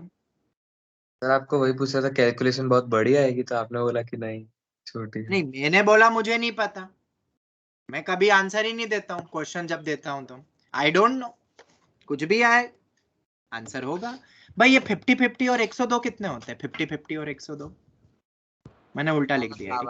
51-52 51-52 बोलो, क्या ये आंसर आ रहा है सबका? ये एक नेगेटिव नंबर है, याद रखना। एक ही नहीं नेगेटिव नंबर बेटा, किसको भी डिराइव करो, दिख रहा है बेटा, ये बड़ा ये छोटा है, सब बाहर ज्यादा है। आंसर आ गया। तो बेटा ये क्वेश्चन तुम्हें मिलेगा जेई मेन में, तो क्या अब तुम 2 मिनट में कर सकते हो इस क्वेश्चन को? हाँ ट्राई अब जिसने सर पहले एग्जैक्ट तो मेरे फंडामेंटल्स को करा है, जिसने पहले फंडामेंटल कर लिया, देखो अब चीजें आसान लगती है ना। ये जब फंडामेंटल पार्ट 1 पढ़ा था। एक और चीज, यही पॉइंट मैं तुम्हें ये बता रहा हूं, तब तो आधो को समझ में ही नहीं आया था, मुझे पता है। ये जब तुम 12वीं में करोगे ना तो और फास्ट करोगे, ये लेवल आईक्यू लेवल बढ़ता है धीरे धीरे, ठीक है। मैं क्वेश्चन ही तुम्हें ऐसे कराऊंगा जिससे आईक्यू लेवल बढ़ता जाएगा। एक और चीज, इससे एक चीज और समझ में आती है कि रीडू करना बहुत इंपॉर्टेंट है। जब रीडू करते हैं अपन कुछ समय बाद सेम क्वेश्चंस को, तो कॉन्फिडेंस बढ़ता है। ये रीडू ही तो हुआ है क्लास में। आगे बढ़े, आप कुछ और अच्छे क्वेश्चंस करें, हो तैयार? हाँ। चलो नेक्स्ट क्वेश्चन पे हम आते हैं। क्वेश्चन नंबर तो पता है नहीं मुझे कौन सा चल रहा है, बस 1 लिखने की आदत है मेरी। If sum of 3 numbers which are in GP, तो मैं दे दिया GP में भाई, ठीक है, is 21 full stop, sum of typical board type question, ये तुम्हें मिलेगा टर्म एग्जाम में तुम्हारे स्कूल में, okay. Sum of their squares are 189. Find numbers. ऐसे कौन से नंबर्स होंगे भाई जीपी में जिनका सम 21 हो और उनके स्क्वायर्स का सम 189 हो? तुक्का मत मानना, कभी कभार तुक्के पे भी सेट हो जाता है ऐसा। अरे नहीं, मैं बोल रहा था कि एग्जैक्ट फंडामेंटल्स वाला ही क्वेश्चन है, याद आ गया। हाँ हाँ हाँ हाँ, फंडामेंटल्स में सब पढ़ा दिया था मैंने ये तो, मैं स्टार्टिंग में रिकैप हो रहा है सर नहीं था इसलिए अभी तक नहीं लिया। हाँ, इसीलिए मैं डिस्कस कर रहा हूँ। मैं चालू कर दिया। If the sum of 3 numbers in GP is 21, sum of their squares are 189, तो नंबर क्या होगा भाई? बोर्ड में आएगा ये तो, टाइमर लगाना जरूरी है। और इस क्वेश्चन में मैं तुम्हें टाइम दूंगा सिर्फ, सर ऑलरेडी किया हुआ है तो आंसर नहीं लिखना। नहीं, पूरा सॉल्व करो। सर बहुत बड़ी कैलकुलेशन आ रही है इसमें भी। अरे यार तुम कैलकुलेशन में लटके रहते हो यार, बहुत बड़ी कैलकुलेशन, बहुत बड़ी। आंसर निकालो बस, मुझे कोई मतलब नहीं। बहुत बड़ी, बहुत बड़ी। मैं अलग ही क्या खुन्नस है कैलकुलेशन से, समझ ही नहीं आया कभी। क्वेश्चन हो नहीं शुरू उसके पहले बहुत बड़ी कैलकुलेशन है। सर हो नहीं सर, आज मतलब मेथड पता चल जाती लेकिन फिर सॉल्व करने में ऐसा। तो क्या हुआ, मैथ्स क्यों लिया? मैथ्स क्यों लिया भाई तुमने? क्यों लिया मैथ्स? तुम्हें भी बायो ले लेना था। बायो वाले बच्चे बोलते कैलकुलेशन बहुत है, हमसे नहीं होगा। मैथ्स लेते हुए ये प्रॉब्लम हो रही है कि कैलकुलेशन नहीं सर, नहीं हो रही है। हाँ ऐसे बोलो। 10 डिजिट का भी मल्टीप्लीकेशन पूछे 10 डिजिट इंटू 10 डिजिट, तो कॉन्फिडेंटली बोलना चाहिए मैं करूंगा, मैंने मैथ्स लिया है भाई।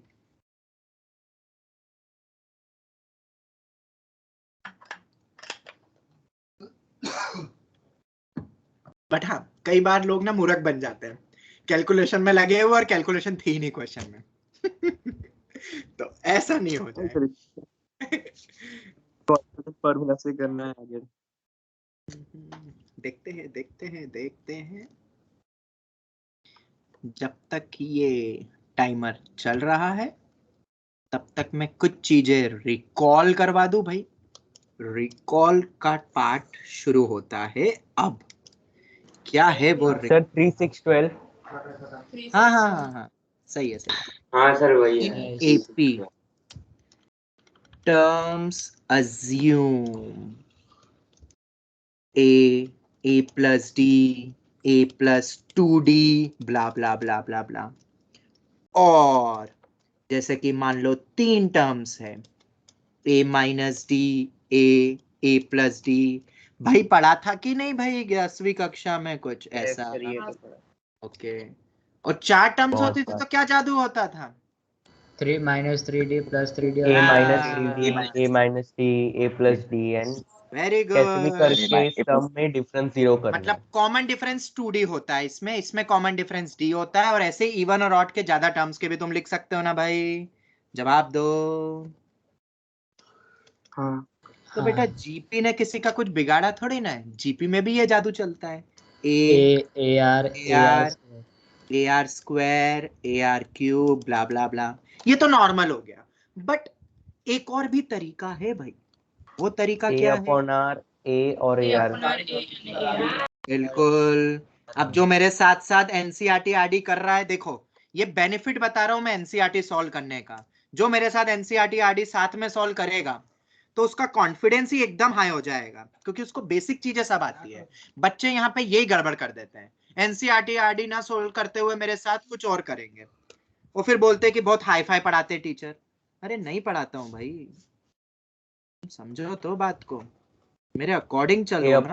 A/R³ A/R AR। इसमें कॉमन रेशियो आर स्क्वायर का होता है, ऐसी और भी टर्म्स होगी तो तुम बना सकते हो, याद रख लोगे। तो सर फिर एक मुद्दे की बात ये है कि कब कौन सा यूज करें। हाँ, पॉइंट एकदम करेक्ट है, ये कब यूज करेंगे जब सम इज गिवन होता है। क्यों भाई? बेटा ऐड करके देखो, डी उड़ गया डी उड़ गया।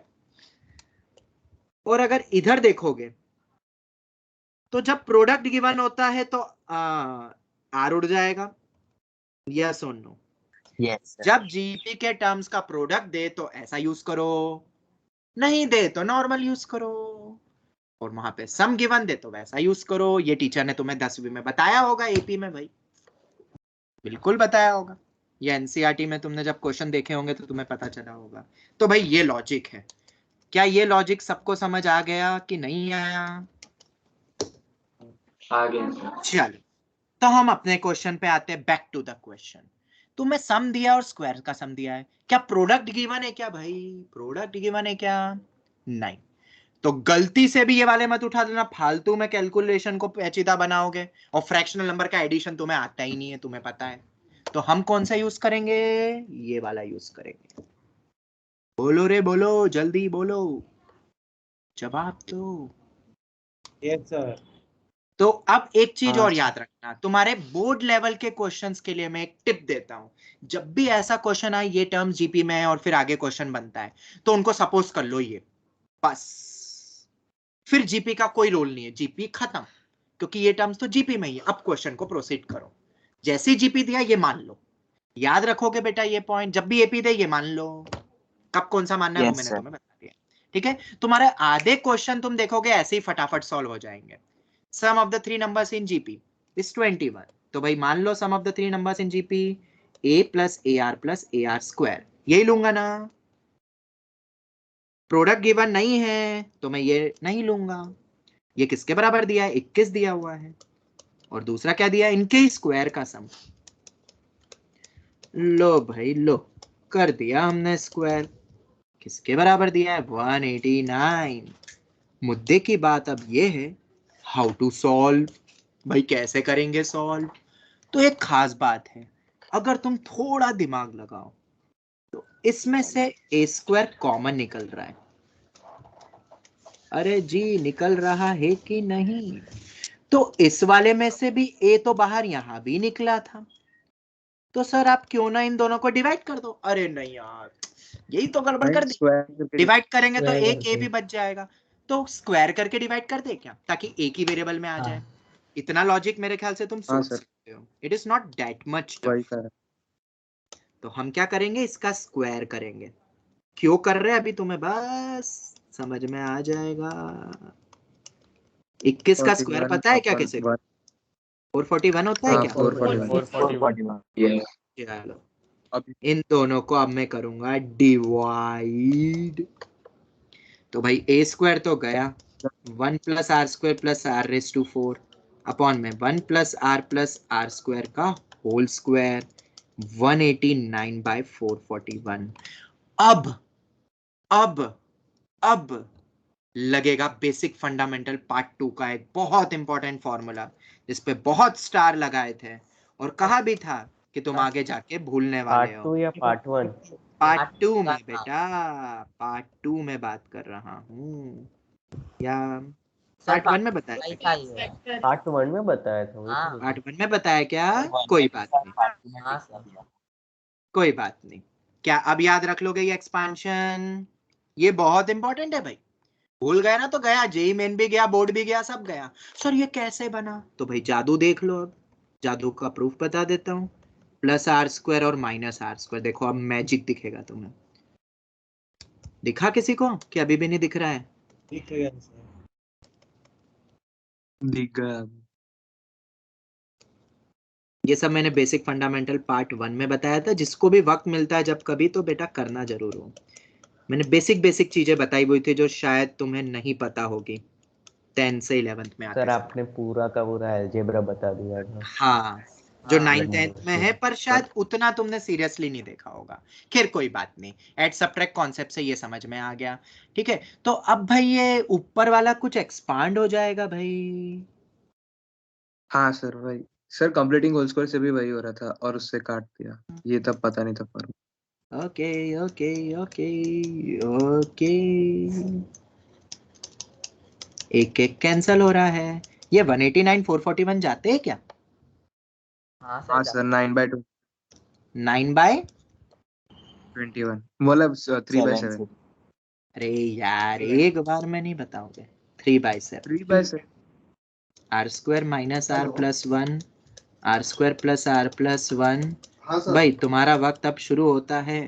अब आर की वैल्यू बताओ भाई, क्वाड्रेटिक बनेगी। हाँ सर क्वाड्रेटिक फॉर्मूला को सॉल्व करने से दो वैल्यूज आएंगी, क्या? 5 ± 3/4।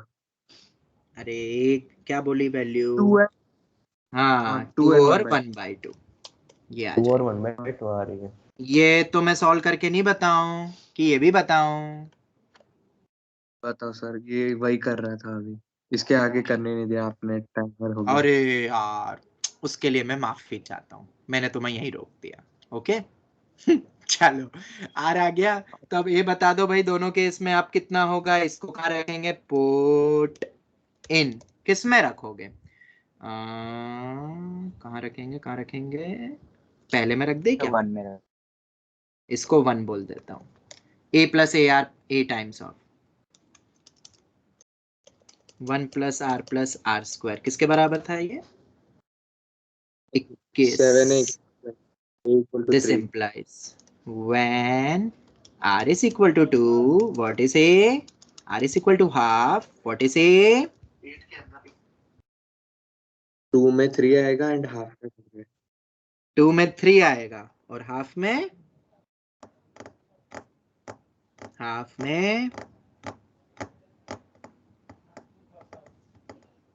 12 आएगा शायद। हाफ में 12 आ रहा है।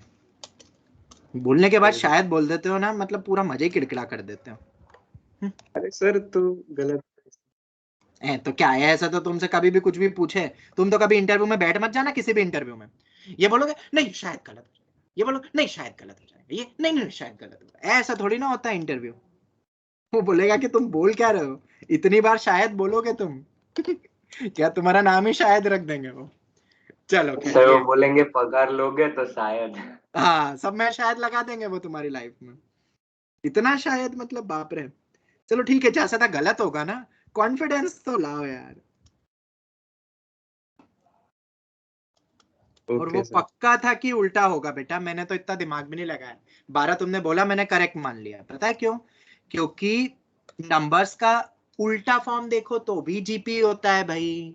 अगर 3 6 12 जीपी है तो भाई 12 6 3 भी है। सम भी फिक्स रहेगा, स्क्वायर का सम भी फिक्स रहेगा। पक्का आना ही था ऐसा। सर वो तो उधर से पता चल गया था कि आर की दो वैल्यूज आएंगी तो एक दूसरे की इनवर्स होगी। हाँ भाई बिल्कुल सही बोला तुमने नैनेश। आगे बढ़े अब। हाँ ये हो गया भाई फंडामेंटल का थोड़ा बहुत रिवीजन। अब हम आगे बढ़ते हैं और टाइम अभी अपने पास है। एक चैलेंजिंग क्वेश्चन तो मैं एंड में दूंगा, मुझे याद दिला देना। अब अपन आते हैं नए पार्ट में, और बहुत छोटा सा पार्ट है, उसको फटाफट खत्म करूं मैं, क्योंकि फिर उसके बाद टर्म कैंसलेशन स्टार्ट हो जाएगा टॉपिक पे, और एजीपी भी आएगा। एजीपी और टर्म कैंसलेशन को मैं कल लेने वाला हूं, कल की क्लास बेहद इंपॉर्टेंट होने वाली है। अभी अपन वो खत्म कर दे, arithmetic mean, geometric mean, harmonic mean. हाँ सर वो करा दो। सर एक बार फटाफट खत्म कर करा देना। हाँ HM बेटा करा देना, सब। बाकी दोनों नहीं बेटा मैं सब कराऊंगा। Arithmetic mean. बाकी होगा ना हमारा। हाँ, A1 A2 AN। Arithmetic mean का मतलब क्या होता है भाई? अरिथमेटिक मीन का मतलब होता है अगर दो नंबर्स में तुम्हें दे दूं A और B, तो अरिथमेटिक मीन होता है A प्लस B बटे 2। अब एक बहुत इंपॉर्टेंट बात बताने वाला हूं तुम्हें, पता है क्या? अगर अरिथमेटिक मीन निकालना है तो क्या टर्म्स का एपी होना मैंडेटरी है? बिल्कुल भी नहीं। ऐसा कहाँ बोला है कि ये तीन टर्म्स एपी में होगी तभी अपन बोलेंगे भाई अरिथमेटिक मीन वैलिड है? बिल्कुल नहीं।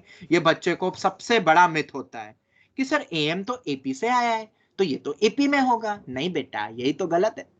पहला जवाब ही तुम्हारा गलत हो गया। कितनी भी टर्म्स हो तुम एएम निकाल सकते हो। यस और नो? यस और नो? जवाब दो। चलो, तो अब ये भाई एपी से रिलेटेड क्यों है भाई? ऐसा क्या है? तो जरा देखते हैं। अगर मेरी तीन टर्म्स, ध्यान से सुनना, अगर if they are in AP तो एक चमत्कार दिखता है तुम्हें, इसीलिए इसको एएम में पढ़ाया जाता है। तुम्हें पता है कि A2 minus A1 is equal to A3 minus A2 होता है? हाँ या A2 is equal to A1 plus A3 और A1 प्लस A3 बटे 2 ही मेरा A2 होगा। तो अगर तीन टर्म्स AP में होती है तो मिडिल वाली ही मेरी अरिथमेटिक मीन होती है बाकी दो की। ये वैलिड है, ठीक है? तो अपन ऐसा बोल सकते हैं कि नहीं? Therefore A2 will be the AM of A1 and A3। जवाब दो। बिल्कुल बोल सकता हूं, इसीलिए इसको एपी में पढ़ाया जाता है। समझ आया कि नहीं आया? और ये बहुत बढ़िया लॉजिक है। तुम्हारे सामने मैंने लिखा 2 4 6 8 10, तुम किन्हीं भी दो नंबर का मीन लो, तुम्हें जादू दिखेगा। मीन लो, मीन देखो, किन्हीं भी दो नंबर का अरिथमेटिक मीन लो तो बीच वाला नंबर तुम्हें मिलेगा। मतलब 2 और 4 कॉन्जिक्यूटिव, एक को छोड़ते जाना। 2 और 6 का लो 4 आएगा, 4 और 8 का लो 6 आएगा, 6 और 10 का लो 8 आएगा। समझ आया कि नहीं आया? ये बहुत इंपॉर्टेंट प्रॉपर्टी है एपी की। ये एपी की प्रॉपर्टी है कि हमेशा बाई 2 अपना वो बीच वाला मिलेगा। कोई भी दो ऐसे लो तो, कोई भी फर्स्ट सेकंड थर्ड उठाओ वैसा कॉन्जिक्यूटिव तो। ओके, चलो ये पॉइंट तो समझ आ गया। बहुत इजी सा पॉइंट है, इतना खास था नहीं। अब इसके बाद की एक थ्योरी आती है जो जे अपने एनसीईआरटी में गिवन है भाई, सबसे easy theory. Insert n arithmetic means between two numbers a and b. A और बी के बीच में तुम्हें एन अरिथमेटिक मीन इंसर्ट करना है। क्या है भाई ये थ्योरी? ये ए है, ये बी है, क्या ऐड करना है बेटा? एन अरिथमेटिक मीन इंसर्ट करना है। तो मान ले उसको A1 A2 A3 AN मान ले, कर दिया इंसर्ट। अरिथमेटिक मीन्स तुम्हें पता ही है, अरिथमेटिक मीन्स का मतलब क्या होता है? बोलो, ऐसा इंसर्ट कर सकता हूं? यस। ये इसको देखो तो तुम्हें ये बहुत अच्छे से रिलेट हो जाएगा। मुझे बताओ, क्या 2 और 10 के बीच में 4 6 और 8 AM नहीं है? अरे यार AM ही तो है। सर 2 और 6 का 4, 4 और 8 ये वही है भाई, वही है। तो वो 4 से 8 ही है यहाँ पे, कंपेयर करोगे तो। ठीक है, तो अगर ये इंसर्ट करना है तो भाई मैंने इंसर्ट कर दिया। तो एक लॉजिक तो तय है कि ये एपी बनाएगा। बनाएगा कि नहीं बनाएगा AP? Yes sir. Will form AP. ये पहला पॉइंट। दूसरा पॉइंट, अगर ये एपी है, ठीक है, नंबर ऑफ टर्म्स कितनी होगी भाई इस एपी की? N number n plus 2। N plus 2. यार a plus n b plus 2। तो ये जो एक एपी बन रही है जिसकी number of terms n plus 2 है, और ये जो मैंने इंसर्ट करा, इनकी वैल्यू निकालूंगा मैं A1 से लेके n। मुझे बताओ अब एक चीज, सर क्या कॉमन डिफरेंस कितना होगा भाई? कॉमन डिफरेंस बहुत इजी है। b is equal to a plus n plus 2 minus 1 into d. क्या यही होता है?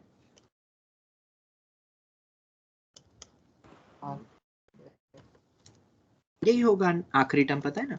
तो b minus A upon n plus 1, this will be the common difference. क्या ये घोट सकते हो कि नहीं घोट सकते हो? हाँ अगर मुझे n अरिथ, और ये तुम डायरेक्ट लगाओ भाई, एनसीईआरटी ने ये दिया हुआ है और इसी तरीके से दिया हुआ है जो मैं बता रहा हूं तुम्हें। डी आ गया। तो what will be A1? A plus D. कितना इजी है. What will be A2? A plus 2D. Second term मेरी A1 मानी यहाँ पे, ठीक है, जो इंसर्ट करा है. A3 क्या होगा भाई, बोलो. A plus 3D. AP है ना. तो सिमिलरली AN कितना होगा, बोलो. A plus N. मैंने लिख दिया B minus D. जादू समझ में आया बेटा, उल्टा भी लिख सकता हो. चलो ये वैल्यू हो गई. तो कोई भी क्वेश्चन कर सकते हो तुम. हाँ सर. सकते हो कि नहीं. तो दे दूं एक छोटा सा एनसीईआरटी का क्वेश्चन, अगर तुम तैयार हो तो कर लेते. एक छोटा सा क्वेश्चन करना है. इंसर्ट, कितने इंसर्ट करोगे, 4 करोगे. 4 AN in between 2 and 6. 2 और 6 के बीच में 4 AM इंसर्ट करना है भाई. ऐसा क्वेश्चन दिया है एनसीईआरटी ने. क्या तुम कर सकते हो? मैं तो कर सकता हूँ. बहुत इजी भाई. कॉमन डिफरेंस होता है B minus A upon N plus 1. N होता है यहाँ पे जितने अरिथमेटिक मीन इंसर्ट करने, वो है N. N तो वही है ना. तो बाई 5 6 माइनस 2 मतलब 4/5. तो अगर D आ गया तो A1 कितना होगा बोलो, 2 प्लस D. A2 बोलो 2 प्लस 2D. A3 बोलो 2 प्लस 3D. A4 बोलो 2 प्लस 4D. सो 6 माइनस D कर दूं तो हाँ भाई बेटा, उससे भी वही आएगा. ऐसे क्वेश्चन हो जाएंगे बेटा. ये एनसीईआरटी का. हाँ हाँ जो भी है सबसे हो जाएगा ये एनसीईआरटी के क्वेश्चन. बोलो. अब अगर कुछ बताया है मैंने तो ऑब्वियसली सिर्फ एनसीईआरटी रिलेटेड तो मैं बताऊंगा नहीं. अब एक बहुत इंपॉर्टेंट प्रॉपर्टी आती है जो जीपीएचपी में भी आएगी. एक बहुत इंपॉर्टेंट प्रॉपर्टी, वो ये है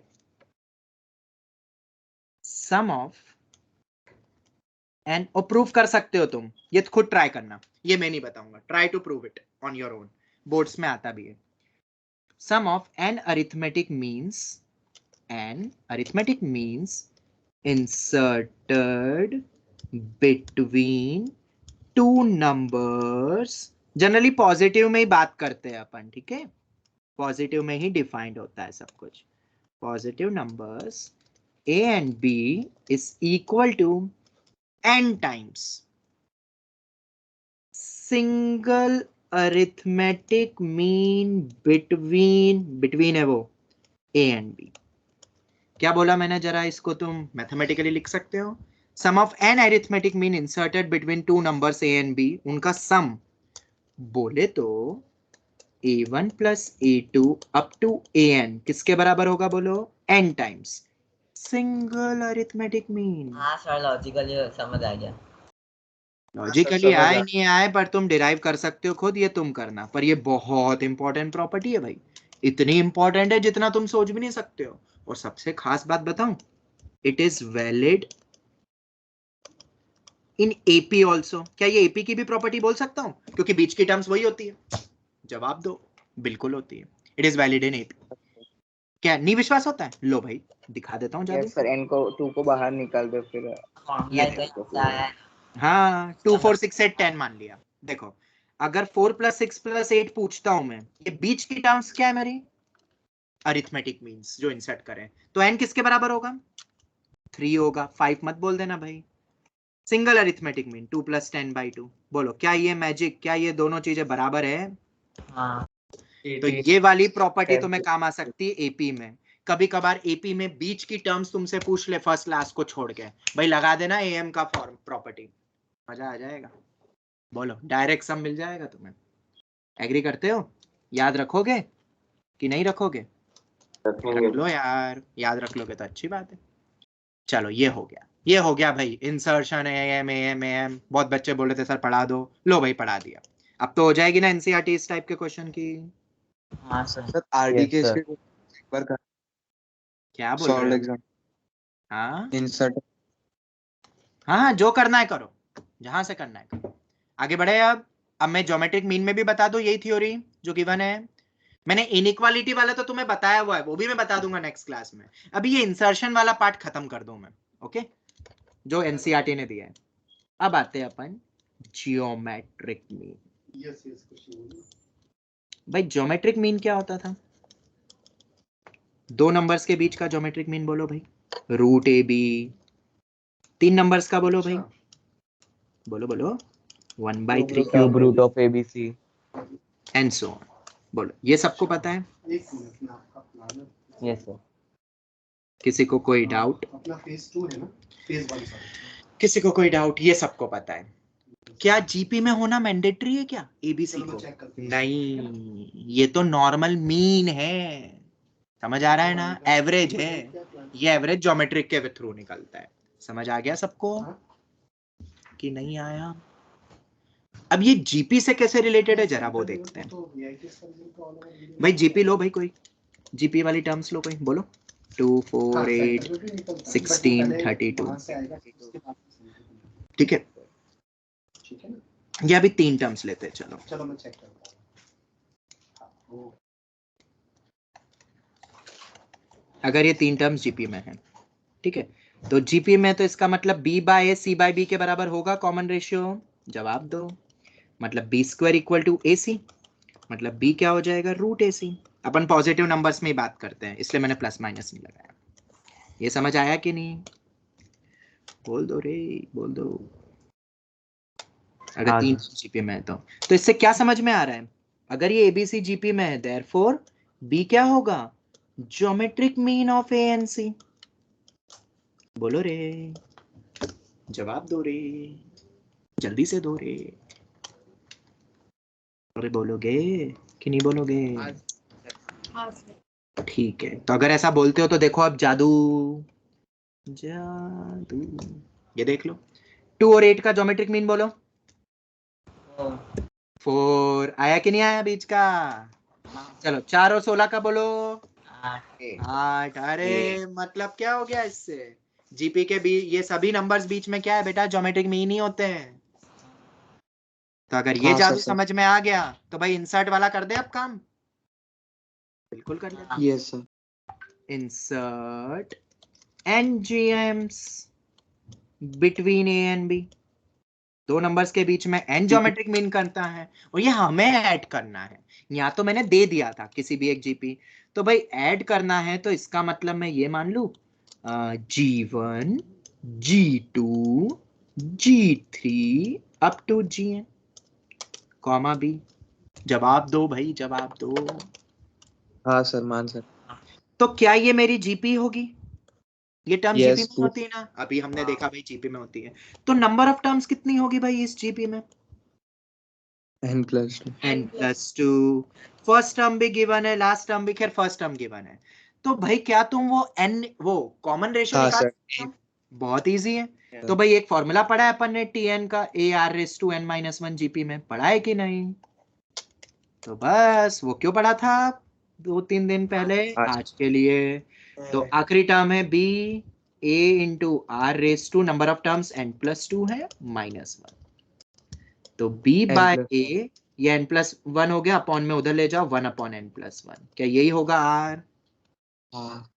तो ये तुम्हें याद रखना है भाई जब भी ज्योमेट्रिक मीन इंसर्ट करने हो तो। इसका मतलब क्या हुआ? जीवन कितना होगा? पहली टर्म a है तो जीवन AR ही होगा ना बेटा? AR। Yes sir. G2 क्या होगा? AR²। कैसे बेटा? ये जीपी है तो G1/a मेरा r के बराबर होगा ना? तो अगर G1/a r के बराबर होगा तो G1 AR हो गया। ऐसे ही G2 कैसे निकालोगे? G2/G1 मेरा r के बराबर होगा तो G2 मेरा G1 r, मतलब वही हो गया AR²।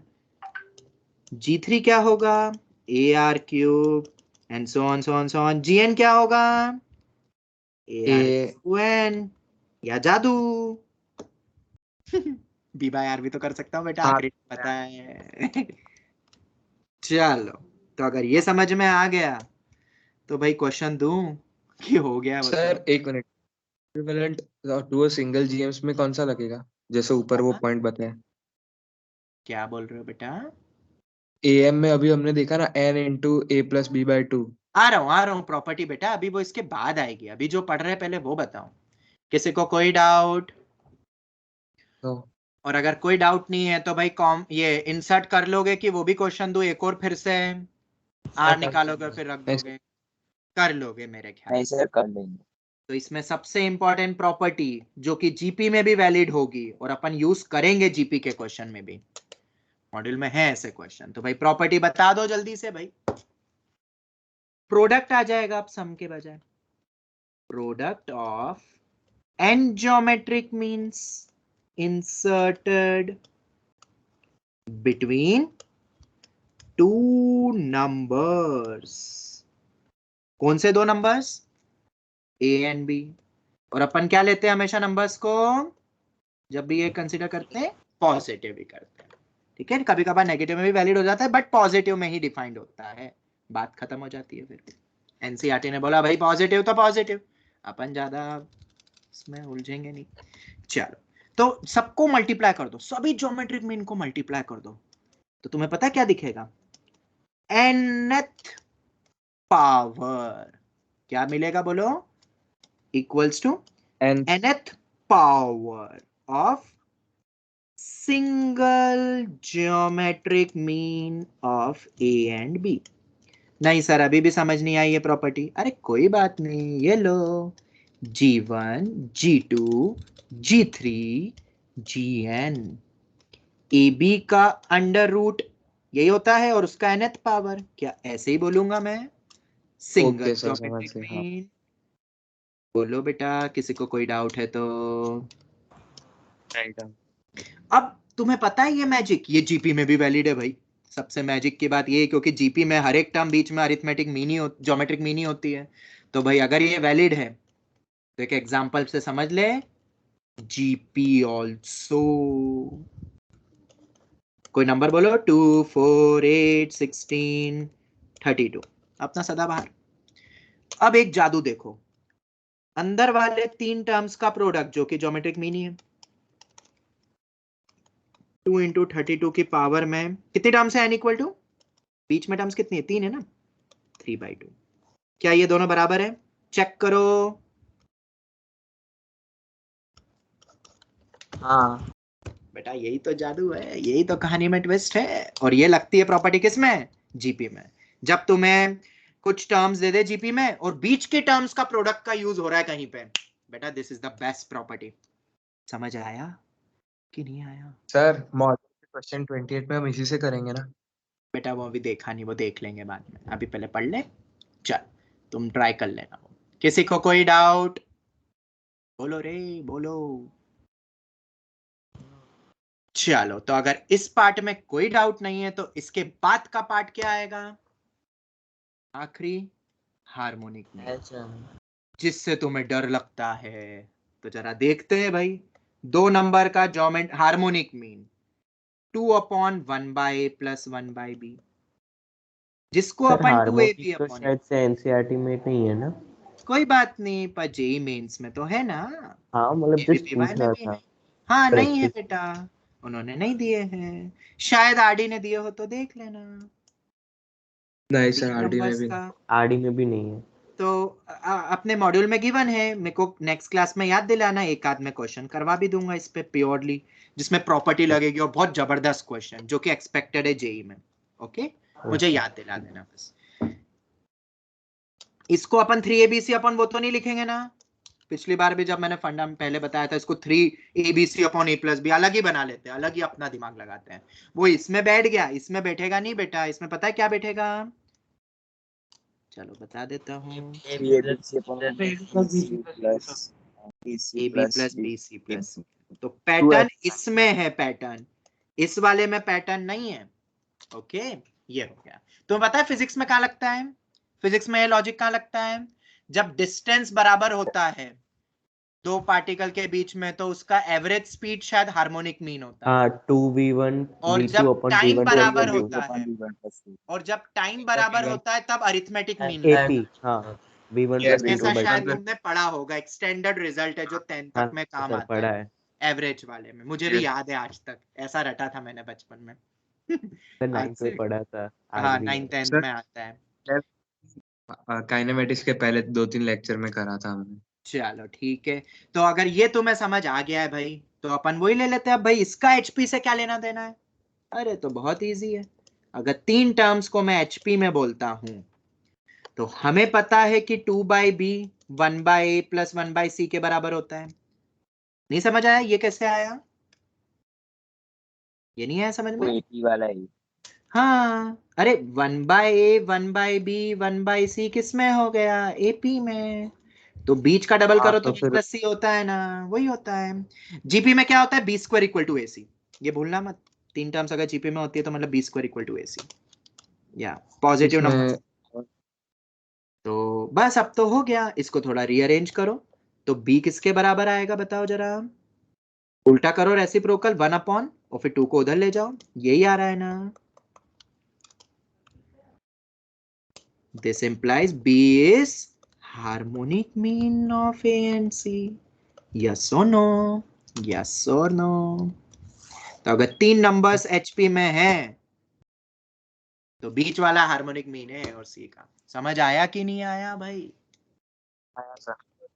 2AC/A + C, ये भी लिखते हैं, ये याद रखना, बहुत इंपॉर्टेंट पॉइंट है ये। जैसे उसमें B² = AC होता है और उसमें 2B = A + C। AP का तो सबने पढ़ा होगा, 2B = A + C वाला, ये वाला। और यूज भी तो करा था आज की क्लास में स्टार्टिंग में, पहला क्वेश्चन जेई वाला। इसमें आता है ये और इसमें आता है ये। चलो तो अब n इंसर्ट करोगे अब?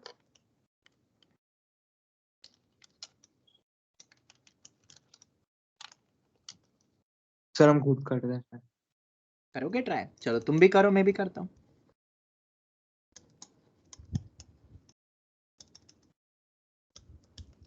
तो पहला लॉजिक तो यही है कि ये सभी टर्म्स किस में होगी? HP, number of terms n+2। चलो सर बस। n/, अब जब भी ऐसा क्वेश्चन आए तो देखो भाई, HP तो मुझे आता नहीं बट AP जरूर आता है। तो अगर ये HP में है तो ये किस में होगा? निकाल तो लेंगे अपन सब, पर ये किस में हो जाएगा? AP में। बस AP तो मुझे आता है। 1/b = 1/a plus n+2 - 1 × d। ये आ गया। तो 1/b - 1/a अपॉन में n+1 हो गया d। a ये माइनस आ गया। b upon b। तो therefore 1/h1 कितना हो जाएगा? 1/h1 इसको देखते हुए 1/a + d जो AP में है, तो h1 कितना हो जाएगा? 1/1/a + d। ये हो गया h1 d। वो बोलो, इसको ऐसे ही याद रख लेना या जैसे भी याद रख लो, ये रिमेंबर वाला पॉइंट हो गया। n/2 a प्लस आएगा n × a + b 1/a + 2g। तो h2 हो जाएगा 1/1/a + 2g। बन जाएंगे ऐसे आगे के भी सब फॉर्म्स। ये हो गया। क्या टफ था ये? नहीं, अगर बेसिक फंडामेंटल क्लियर है तो प्रूविंग में तो कोई दम ही नहीं है यार। 1-2 बार रीडू करोगे रट जाएगा, घुट जाएगा। चलो तो एक आखिरी पॉइंट जो कि बहुत इंपॉर्टेंट आता है वो है प्रॉपर्टी। भाई क्या है प्रॉपर्टी? यहां क्या बनेगी अब प्रॉपर्टी? एक में आया सम, एक में आया प्रोडक्ट, तो इसमें क्या आएगा? रेसिप्रोकल का प्रोडक्ट। हाँ बस, सम ऑफ रेसिप्रोकल्स, और तुम डिराइव भी कर सकते हो फिर। Sum of reciprocals of n harmonic mean inserted between two numbers a and b. Sum of reciprocals of an harmonic mean between two numbers a and b is equal to क्या होगा? n times reciprocal of single harmonic mean। ऐसे ही आएगा ना? harmonic mean हाँ between numbers। चलो तो कितना हो जाएगा बताओ? 1/h1 1/h2 up to 1/hn, n times of reciprocal of 1/, 2ab upon a plus b, हाँ sir, a plus b upon 2ab।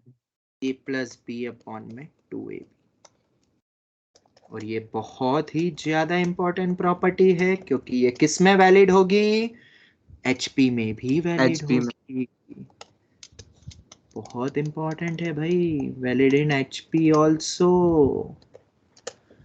जैसे कि कल अपन एक एग्जांपल करे थे ना, अपन ने कोई HP का एग्जांपल बोलो जो कल पढ़े थे अपन ने, याद करो और जवाब दो। 12643 वाला। 12643। चलो यही 4 ले लेते हैं तो, और एक और टर्म बताया था क्या, चलो यही 4 है, कोई बात नहीं। तो ये वाली बीच वाली मेरी हार्मोनिक मीन होगी, तो 10, इनका 30 रेसिप्रोकल का सम 30। 1/6 प्लस 1/4। n कितना है, 2 है, 2 टाइम्स इसमें 2। 12 प्लस 3 अपॉन में 2 इंटू 12 इंटू 3। देखो क्या ये दोनों चीज बराबर है,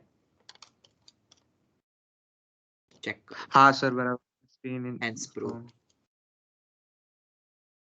हो गया, यूज तो करेंगे अपन, थोड़ा सा वेट करो, करेंगे क्वेश्चन में नेक्स्ट क्लास में। तुम पहले प्रॉपर्टीज याद कर लो, ये भाई खत्म हो गया तुम्हारा। और इसके बाद का AM GM HM वो थोड़ा बहुत पढ़ाया था मैंने, और कर लेंगे रिवाइज, तुम बोलोगे तो। आज बहुत कुछ सर, एक हमारा डाउट रिवीजन भी हुआ। हाँ बोलो। सर, सीक्वेंस एंड सीरीज में ऊपर बार लगने का क्या मतलब होता है? बार लगने का मतलब वो रिपीट हो रहा है, 3.999999999999 नॉर्मल जो बार का होता है, मतलब मैं तो वही समझता हूँ जो तुमने बचपन में पढ़ा है। और कैसे हटता है बार, जैसे 2.8 बार दे दिया तो वो इक्वल टू x, पता है कि नहीं, वो सॉल्विंग 9th 10th में पता है 9th में ये आता तो 9th में पढ़ा 2.8 बार किस फ्रैक्शनल से बनता है, तो x मानो, फिर उसमें 10 मल्टीप्लाई कर दो 20.8 बार, कर दो। फिर सब्ट्रैक्ट कर दो, तो 9x इज इक्वल टू 20.8 बार माइनस 2.8 बार। कितना हो जाएगा ये? सर पॉइंट के पहले सर आप एक बार मॉड्यूल में इलस्ट्रेशन 56 देख के बता दीजिए ना। अरे यार क्या है, कौन सा वाला इलस्ट्रेशन, पेज नंबर, अरे यार मेरे पास मॉड्यूल ढूंढो। पेज नंबर अरे मेरे पास बेटा अभी सीक्वेंस सीरीज की मॉड्यूल नहीं है, मैं नेक्स्ट टाइम लाऊंगा तब हाँ मैं मॉड्यूल निकाल के रखूंगा। ये वही होता है, अभी ये क्या निकल गया, ये क्या मैथ्स, चलो कोई नहीं, ये ऐसे क्वेश्चन वही होता है, एन का मतलब, बार का मतलब, ठीक है।